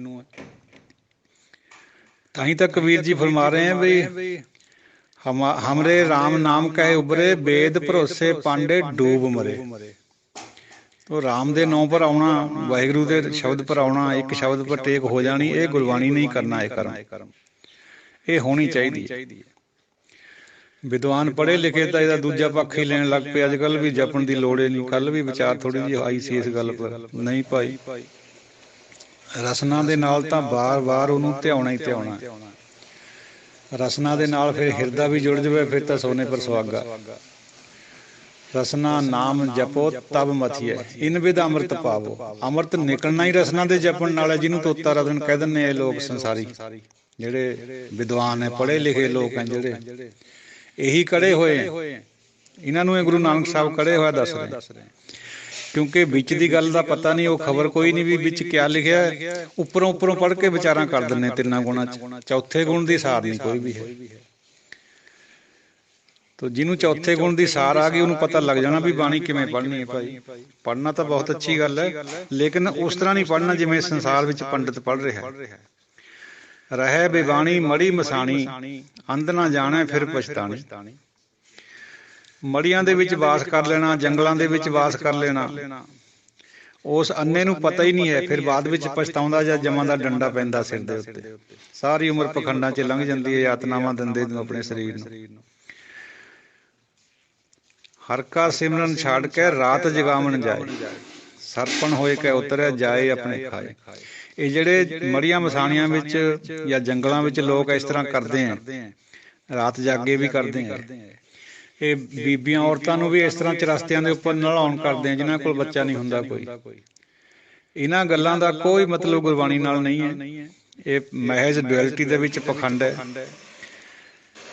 ਇਹੋ ਜਿਹੇ ਨਹਾਉਣ ਕਰਨ ਦਾ, ਜਗਰਾਤੇ ਕਰਨ ਦਾ ਗੁਰਮਤਿ ਨੇ ਕੋਈ ਫਲ ਨਹੀਂ ਦੱਸਿਆ ਹੈ। ਮਨ ਸਮਝਾਉਣਾ ਬਸ। ਸਤਿਗੁਰ ਭੇਂਟੇ ਸੋ ਸੁਖ ਪਾਏ, ਹਰ ਕਾ ਨਾਮ ਮਨ ਵਸਾਏ। ਜਿੰਨਾ ਚਿਰ ਸਤਿਗੁਰੂ ਦੀ ਭੇਂਟਾ ਨਹੀਂ ਹੁੰਦੀ ਉਹਨਾਂ ਚਿਰ ਸੁੱਖ ਨਹੀਂ ਆ ਸਕਦਾ। ਭੇਂਟਾ ਤੋਂ ਬਾਅਦ ਸੁੱਖ ਆਉਣਾ ਹੈ। ਔਰ ਸਾਧ ਸੰਗਤ ਜੀ ਉਹ ਵਿਚਾਰ ਵਿੱਚ ਨੂੰ ਕਈ ਦਫਾ ਹੋਰ ਆ ਜਾਂਦੀ, ਕਿਉਂਕਿ ਇਸ ਸ਼ਬਦ ਦੇ ਵਿੱਚ ਬਹੁਤ ਸਾਰੇ ਵਿਸ਼ੇ ਖੋਲੇ ਹੋਏ ਹੈ। ਥੋੜੀ ਬਹੁਤੇ ਵਿਚਾਰ ਆਪਾਂ ਕਰ ਸਕਦੇ ਹਾਂ, ਤੇ ਇਕੱਲੇ ਤੋਂ ਭਾਵੇਂ ਸ਼ਾਮ ਤੱਕ ਵਿਚਾਰ ਕਰੀ ਜਾਓ, ਏਡੇ ਏਡੇ ਗੰਭੀਰ ਵਿਸ਼ੇ ਹੈ। ਭੇਂਟਾ ਜਿਹੜੀ ਹੈ ਬਹੁਤ ਪਵਿੱਤਰ ਸ਼ਬਦ ਹੈ। ਭੇਂਟਾ ਦਾ ਮਤਲਬ ਹੀ ਇਹੀ ਹੈ ਵੀ ਗੁਰੂ ਨਾਲ ਜੁੜ ਕੇ ਗੁਰੂ ਸਾਡੀ ਹਉਮੈ ਕੱਟੂਗਾ, ਫੇਰ ਸਾਡੇ ਅੰਦਰ ਚਾਨਣਾ ਸ਼ੁਰੂ ਹੋਣਾ, ਫੇਰ ਨਿਰਮਲ ਭਾਵ ਪੈਣਾ। ਪਹਿਲਾਂ ਸਭ ਤੋਂ ਨਿਰਮਲ ਭਾਵ ਪੈਣ ਦੇ ਨਾਲ ਹੀ ਵਿਵੇਕ ਜਾਗੂਗਾ, ਫੇਰ ਅੰਦਰ ਤੋਂ ਸਤਿਨਾਮ ਵਾਹਿਗੁਰੂ ਦੀ ਆਵਾਜ਼ ਉੱਠੂਗੀ, ਜਿਹਨੂੰ ਅਨਹਦ ਕਹਿੰਦੇ। ਬਾਅਦ ਵਿੱਚ ਜਾ ਕੇ ਫਿਰ ਦਰਸ਼ਨ। ਇਹ ਸਾਡੇ ਤ੍ਰੈਗੁਣਾਂ ਦੇ ਔਰ ਚੌਥੇ ਵਾਲਿਆਂ ਦੇ ਵਿਚਾਲੇ ਇੱਕ ਕੜੀ ਹੈ। ਇਹ ਜਿਹੜਾ ਬੁੱਝਣਾ ਜਾਂ ਜਾਗਣਾ, ਬੁੱਝਣਾ ਵੀ ਜਾਗਣ ਤੋਂ ਬਾਅਦ ਹੀ ਆਉਣਾ। ਪਹਿਲਾਂ ਤ੍ਰੈਗੁਣਾਂ ਦੇ ਵਿੱਚ ਬੰਦਾ ਜਾਗ ਪਵੇ, ਤ੍ਰੈਗੁਣੀ ਹੁੰਦਾ ਹੋਇਆ ਜਾਗ ਪਵੇ, ਗੁਰੂ ਕਿਰਪਾ ਕਰ ਦੇਵੇ। ਫਿਰ ਭੇਂਟਾ ਹੋਣੀ, ਭੇਂਟਾ ਤੋਂ ਬਾਅਦ ਦੀਆਂ ਉਹ ਅਵਸਥਾਵਾਂ ਵਿੱਚ ਨਿਰਮਲ ਭਾਵ ਪੈ ਗਿਆ, ਵਿਵੇਕ ਆ ਗਿਆ, ਅਨਹਦ ਚੱਲ ਪਿਆ, ਦਰਸ਼ਨ ਹੋ ਗਏ। ਭੇਂਟਾ ਸ਼ਬਦ ਦੇ ਉੱਤੇ ਬਹੁਤਾ ਜ਼ੋਰ ਵਿਦਵਾਨਾਂ ਨੇ ਦਿੱਤਾ ਨਹੀਂ। ਹੋ ਸਕਦਾ ਵਿਦਵਤਾ ਹੀ ਪੱਲੇ ਹੈ, ਜਿਹੜੀ ਅਸਲੀ ਗੱਲ ਹੈ ਗੁਰਬਾਣੀ ਦੀ ਉਹ ਨਾ ਅੰਦਰ ਹੋਵੇ। ਕਿਸੇ ਥੋੜ੍ਹਿਆਂ ਜਿਹਾ ਨੂੰ ਛੱਡ ਕੇ ਉਹਨਾਂ ਤੋਂ ਮਾਫੀ ਚਾਹੁੰਦਾ। ਭੇਂਟਾ ਬਹੁਤ ਨਿਹਾਇਤ ਜ਼ਰੂਰੀ ਹੈ। ਭੇਂਟਾ ਤੋਂ ਬਿਨਾਂ, ਹਉਮੈ ਟੁੱਟੇ ਤੋਂ ਬਿਨਾਂ ਸਾਡਾ ਕੁਛ ਵੀ ਠੀਕ ਨਹੀਂ ਹੈ। ਭਾਵੇਂ ਰੱਬ ਦੇ ਨਾਂ ਪਰੇ ਕਰਦੇ ਹਾਂ ਅਸੀਂ। ਹੁਣ ਦੇਖੋ, ਮਨਮੁਖ ਹਰ ਹਰ ਕਰ ਥਕੇ, ਮੈਲ ਨਾ ਸਕੀ ਧੋਏ। ਦੇਖਾ ਦੇਖੀ ਸਭ ਕਰੇ, ਮਨਮੁਖ ਬੂਝ ਨਾ ਪਾਏ। ਮਨਮੁਖ ਅਸੀਂ ਲੋਕ ਸਾਰਾ ਕੁਛ ਉਹੀ ਕਰਦੇ ਹਾਂ ਜਿਹੜਾ ਕੁਛ ਸੰਤ ਲੋਕ ਕਰਦੇ ਆ। ਦੇਖਾ ਦੇਖੀ ਕਰਦੇ ਆ। ਸਾਨੂੰ ਇਸ ਗੱਲ ਦੀ ਸਮਝ ਨਹੀਂ ਹੁੰਦੀ ਵੀ ਸੰਤ ਕਿਵੇਂ ਕਰਦੇ, ਅਸੀਂ ਕਿਵੇਂ ਕਰਦੇ। ਅਸੀਂ ਬਾਹਰਲਾ ਰੂਪ ਦੇਖ ਲੈਂਦੇ ਵੀ ਉਹ ਵਾਹਿਗੁਰੂ ਵਾਹਿਗੁਰੂ ਕਰਦਾ ਸੀ ਸੰਤ, ਅਸੀਂ ਵੀ ਕਰਨ ਲੱਗ ਗਏ ਉੱਕਣੇ। ਲੇਕਿਨ ਅਸੀਂ ਹੈ ਦੂਜੇ ਭਾਅ 'ਚ, ਸਾਨੂੰ ਸਮਝ ਹੈ ਨਹੀਂ ਵੀ ਇਹਦਾ ਮਤਲਬ ਕਿਆ ਹੈ। ਉਹ ਜਿਹੜੀ ਸਮਝ ਹੈ ਉਹ ਸੰਗਤ ਵਿੱਚੋਂ ਮਿਲਣੀ ਹੈ। ਦੂਜੇ ਭਾਅ ਵਿੱਚ ਇਹ ਚੀਜ਼ਾਂ ਨਹੀਂ ਮਿਲਦੀਆਂ। ਸੰਗਤ ਇੱਕ ਦੀ, ਗੁਰੂ ਦੀ, ਗੁਰੂ ਏਕੇ ਚਾਹੁੰਦਾ। ਉੱਥੋਂ ਸਾਡੇ ਮਨ ਵਿੱਚ ਇਹ ਚੀਜ਼ਾਂ ਪੈਦਾ ਹੋਣੀਆਂ, ਅਦਰਵਾਈਜ਼ ਹੋ ਹੀ ਨਹੀਂ ਸਕਦੀਆਂ। ਹਰ ਕਾ ਨਾਮ ਮਨ ਵਸਾਏ। ਜਿਹਨੂੰ ਭੇਂਟਾ ਹੋ ਗਈ ਗੁਰੂ ਦੀ, ਉਹਦੇ ਅੰਦਰ ਨਾਮ ਬਸਣਾ ਹੈ, ਯਾਦ ਕਰਨੇ ਨੂੰ ਬਸਣਾ ਨਹੀਂ ਕਹਿੰਦੇ। ਗੁਰਬਾਣੀ ਤਾਂ ਬਹੁਤ ਸਾਰੇ ਲੋਕ ਸਾਰਾ ਗੁਰੂ ਗ੍ਰੰਥ ਸਾਹਿਬ ਵੀ ਕੰਠ ਕਰ ਲੈਂਦੇ ਆ। ਇੱਕ ਚੰਗੀ ਗੱਲ ਹੈ, ਬੁਰੀ ਗੱਲ ਤਾਂ ਨਹੀਂ ਹੈ, ਪਰ ਅੰਦਰ ਜਾਗ ਪਿਆ ਇਹ ਗੱਲ ਨਹੀਂ ਹੈ ਉਹਦੇ ਨਾਲ ਜੁੜੀ ਹੋਈ। ਅੰਦਰ ਉਦੋਂ ਹੋਣਾ ਜਦੋਂ ਮੈਂ ਟੁੱਟ ਕੇ ਨਾਮ ਚੱਲੂਗਾ। ਅੱਜ ਤਾਂ ਫਿਲਮੀ ਜਿਹੜੇ ਡਾਇਲੋਗ ਬਥੇਰੇ ਐਕਟਰ ਯਾਦ ਕਰੀ ਫਿਰਦੇ ਹੁੰਦੇ, ਆਪਾਂ ਤਾੜੀਆਂ ਵੀ ਮਾਰਦੇ ਉਹਨਾਂ ਦੀਆਂ। ਉਹ ਚੀਜ਼ ਹੋਰ ਹੈ। ਗੁਰਬਾਣੀ ਨੂੰ ਯਾਦ ਕਰਨਾ ਇੱਕ ਅੱਛਾ ਕਰਮ ਹੈ, ਕੋਈ ਬੁਰਾਈ ਨਹੀਂ ਇਹਦੇ 'ਚ, ਲੇਕਿਨ ਉਹ ਬਸਣਾ ਨਹੀਂ ਹੈ। ਬਸਣਾ ਤਾਂ ਭੇਂਟਾ ਤੋਂ ਬਾਅਦ ਹੋਣਾ ਗੁਰਬਾਣੀ 'ਚ। ਇਹ ਸਮਝਣ ਨੂੰ ਜੈਸੀਆਂ ਚੀਜ਼ਾਂ। ਨਾਨਕ ਨਦਰ ਕਰੇ ਸੋ ਪਾਏ, ਆਸ ਅੰਦੇਸੇ ਤੇ ਨੇ ਕੇਵਲ ਹਉਮੈ ਸ਼ਬਦ ਜਲਾਏ। ਜਿਹਦੇ ਉੱਤੇ ਉਹਦੀ ਨਜ਼ਰ ਹੋ ਜਾਂਦੀ ਹੈ। ਇਹ ਕਨਸੈਪਟ ਵੀ ਗੁਰਬਾਣੀ ਦਾ ਬਹੁਤ ਲਾਜਵਾਬ ਹੈ ਔਰ ਬਹੁਤ ਪਿਆਰਾ ਹੈ ਵੀ ਜਿੰਨਾ ਚਿਰ ਤੇਰੀ ਨਜ਼ਰ ਨਹੀਂ ਹੁੰਦੀ ਸਾਨੂੰ ਕੁਛ ਵੀ ਪ੍ਰਾਪਤ ਨਹੀਂ ਹੁੰਦਾ। ਭੇਂਟਾ ਕਿਹਦੀ ਹੋਣੀ ਹੈ? ਜਿਹਦੇ ਉੱਪਰ ਤੈਂ ਨਜ਼ਰ ਕਰਨੀ ਹੈ। ਤੇਰੀ ਨਜ਼ਰ ਤੋਂ ਬਿਨਾਂ ਸਾਨੂੰ, ਅਸੀਂ ਕੋਲ ਵੀ ਬੈਠੇ ਰਹੀਏ ਗੁਰੂ ਦੇ ਜਾਂ ਕਿਸੇ ਭਗਤ ਦੇ, ਸੰਤ ਦੇ, ਸਾਨੂੰ ਪ੍ਰਾਪਤੀ ਨਹੀਂ ਹੋਣੀ। ਇਹ ਗੱਲ ਗੁਰਬਾਣੀ ਫਰਮਾਉਂਦੀ ਹੈ। ਸਾਨੂੰ ਉਸ ਤਰ੍ਹਾਂ ਕਰਨਾ, ਉਹ ਗੱਲ ਸਿੱਖਣੀ ਹੈ। ਕਿਉਂਕਿ ਇਹਦਾ ਕਾਰਨ ਕਿਆ ਹੈ? ਸਲਾਮ ਜਵਾਬ ਦੋਵੇਂ ਕਰੇ, ਮੁੱਢੋਂ ਕੁੱਥਾ ਜਾਏ। ਨਾਨਕ ਦੋਵੇਂ ਖੂੜੀਆਂ ਥਾਏ ਨਾ ਕਾਈ ਪਾਏ। ਅਸੀਂ ਸਲਾਮ ਵੀ ਕਰਦੇ ਹਾਂ, ਜਵਾਬ ਵੀ ਨਾਲੇ ਦਿੰਦੇ। ਮਹਾਰਾਜ ਨੂੰ ਮੱਥਾ ਵੀ ਟੇਕਦੇ ਹਾਂ, ਲੇਕਿਨ ਮਨ ਦੇ ਵਿੱਚੋਂ ਫੁਰਨੇ ਸਵਾਲ ਉੱਠਦੇ, ਏਕਣ ਕਿਵੇਂ ਹੋ ਜਾਊਗਾ।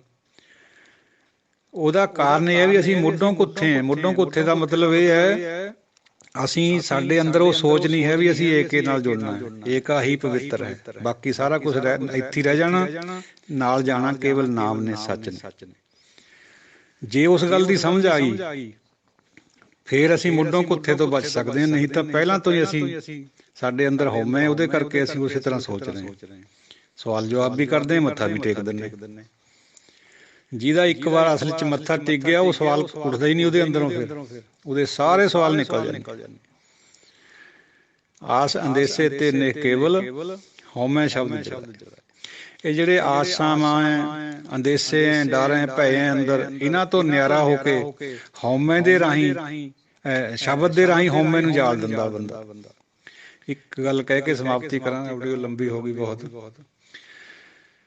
ਇੱਕ ਵਾਰੀ ਕੋਈ ਸ਼ਬਦ ਆ ਰਿਹਾ ਸੀ ਹਉਮੈ ਦਾ ਹੀ, ਹਉਮੈ ਸ਼ਬਦ ਜਲਾਏ ਦੀ ਤਰ੍ਹਾਂ। ਤੋ ਭਾਈ ਰਣਧੀਰ ਸਿੰਘ ਜੀ ਕਿਸੇ ਡੇਰੇ ਕੋਲ ਸੀਗੇ ਉਸ ਟਾਈਮ ਬੈਠੇ, ਉਹਨਾਂ ਨੇ ਉਹ ਅਰਥ ਕਰੇ ਸੀਗੇ ਵੀ ਹਉਮੈ ਨੂੰ ਜਾਲ ਦੋ ਭਾਈ। ਉਹ ਉਹਨਾਂ ਨੇ ਹਉਮੈ ਲਿਖ ਕੇ ਸ਼ਬਦ ਜਲਾਤਾ, ਮਤਲਬ ਉਹ ਕਾਗਜ਼ ਜਲਾਤਾ। ਕਹਿੰਦੇ ਦੱਸੋ ਜੀ ਹਉਮੈ ਨਿਕਲ ਗਈ? ਉਹ ਭਾਈ ਹਉਮੈ ਨੂੰ ਨਹੀਂ ਜਾਲਣਾ, ਇਸ ਤਰ੍ਹਾਂ ਸ਼ਬਦ ਲਿਖ ਕੇ ਨਹੀਂ ਜਾਲਣਾ, ਇਹਦੇ ਨਾਲ ਅੰਦਰ ਨਹੀਂ ਠੀਕ ਹੋਣਾ। ਹਉਮੈ ਦੇ ਰਾਹੀਂ ਮਨ ਨੂੰ ਜਾਲਣਾ, ਸੌਰੀ, ਸ਼ਬਦ ਦੇ ਰਾਹੀਂ ਹਉਮੈ ਨੂੰ ਜਾਲਣਾ। ਬਾਣੀ ਦੇ ਰਾਹੀਂ ਆਪਣੇ ਅੰਦਰ ਨੂੰ, ਜਿਹੜੀ ਸਾਡੇ ਅੰਦਰ ਮੈਂ ਈਗੋ ਬੈਠੀ ਹੈ, ਉਹਨੂੰ ਜਾਲਣਾ। ਸ਼ਬਦ ਨੂੰ ਜੇ ਜਲਾਉਂਗੇ ਉਹਦੇ ਨਾਲ ਆਪਾਂ ਨੂੰ ਕਿਆ ਪ੍ਰਾਪਤੀ ਹੋਊਗੀ? ਸ਼ਬਦ ਦੇ ਰਾਹੀਂ। ਆ ਜਿਹੜੀ ਸਿਆਰੀ ਲੱਗੀ ਹੋਈ ਹੈ ਸੱਸਾ ਬੱਬਾ ਦੱਦੇ ਨੂੰ, ਸਿਆਰੀ ਦਾ ਮਤਲਬ ਇਹੀ ਹੈ, ਸ਼ਬਦ ਦੇ ਰਾਹੀਂ ਹਉਮੈ ਨੂੰ ਜਾਲਣਾ, ਸ਼ਬਦ ਨੂੰ ਨਹੀਂ ਜਲਾਉਣਾ। ਇਹ ਹੈ ਵਿਆਕਰਨ ਦਾ ਫਾਇਦਾ ਪੜ੍ਹੇ ਦਾ। ਉਹ ਅਨਾੜੀ, ਹਾਲਾਂਕਿ ਉਹ ਕਿਸੇ ਫਿਰਕੇ ਦਾ ਬੜਾ ਮੰਨਿਆ ਪਰਮੰਨਿਆ ਗੁਰੂ ਵੀ ਕਹਿੰਦੇ ਸੀ ਲੋਕ ਉਹਨੂੰ, ਉਹ ਕਹਿ ਰਿਹਾ ਸੀਗਾ ਵੀ ਹਉਮੈ ਨੂੰ ਜਾਲ ਦੋ, ਸ਼ਬਦ ਨੂੰ ਜਾਲ ਦੋ। ਉਹਨੂੰ ਇਹ ਨਹੀਂ ਸੀ ਪਤਾ ਵੀ ਇਹ ਸਿਆਰੀ ਦਾ ਮਤਲਬ ਹੈ ਸ਼ਬਦ ਦੇ ਰਾਹੀਂ ਹਉਮੈ ਨੂੰ ਜਲਾ ਦੋ। ਚਲੋ ਮਹਾਰਾਜ ਬਖਸ਼ ਲਵੇ। ਬਹੁਤ ਸਾਰਾ ਗਲਤੀਆਂ ਤਰੁੱਟੀਆਂ ਰਹਿ ਜਾਂਦੀਆਂ ਵਿਆਖਿਆ ਕਰਦਿਆਂ, ਕਿਉਂਕਿ ਇਹ ਤਾਂ ਗੁਰਬਾਣੀ ਹੈ, ਅਥਾਹ ਸਾਗਰ ਹੈ। ਇਹਦੇ ਤਾਂ ਇੱਕ ਇੱਕ ਸ਼ਬਦ ਨੂੰ ਸਮਝਣਾ ਔਖਾ। ਇਹਦੇ ਵਿੱਚ ਤਾਂ ਗੁਰੂ ਮਹਾਰਾਜ ਨੇ ਪਤਾ ਨਹੀਂ ਕਿੰਨੀਆਂ ਬਾਤਾਂ ਸਮਝਾ ਦਿੱਤੀਆਂ ਇਹਨਾਂ ਸ਼ਲੋਕਾਂ 'ਚ। ਪੌੜੀ ਦੀ ਵਿਚਾਰ ਕੱਲ੍ਹ ਕਰ ਲਾਂਗੇ। ਕਿਸੇ ਵੀ ਅਪਸ਼ਬਦ ਦੀ ਖਿਮਾ ਦਿਓ ਔਰ ਅਸੀਸ ਵੀ ਦਿਓ। ਗੁਰਬਾਣੀ ਦੀ ਕਥਾ ਕਰਨ ਦੀ ਜਾਂਚ ਆ ਜੇ। ਇਹ ਸਿੱਧੀਆਂ ਸਾਦੀਆਂ ਜਿਹੀਆਂ ਗੱਲਾਂ ਹੈ, ਕੋਈ ਵਿਦਵਤਾ ਬਹੁਤੀ ਹੈ ਹੀ ਨਹੀਂ, ਕਿਉਂਕਿ ਦਾਸਰਾ ਕਿਸੇ ਵੀ ਟਕਸਾਲ ਦੇ ਵਿੱਚ ਜਾਂ ਕਿਸੇ ਕਾਲਜ ਵਿੱਚ ਨਹੀਂ ਪੜ੍ਹਿਆ ਹੋਇਆ ਇਹ ਚੀਜ਼ਾਂ। ਇਹ ਤਾਂ ਬਸ ਮਹਾਰਾਜ ਨੇ ਜਿੰਨਾ ਲਾਇਆ ਹੋਇਆ ਲੱਗੇ ਹੋਏ ਆ। ਸਿੱਧੀਆਂ ਜਿਹੀਆਂ ਗੱਲਾਂ ਜਟਕੀਆਂ। ਤੋ ਦਿਓ ਮਾਫੀ। ਵਾਹਿਗੁਰੂ ਜੀ ਕਾ ਖਾਲਸਾ, ਵਾਹਿਗੁਰੂ ਜੀ ਕੀ ਫਤਿਹ।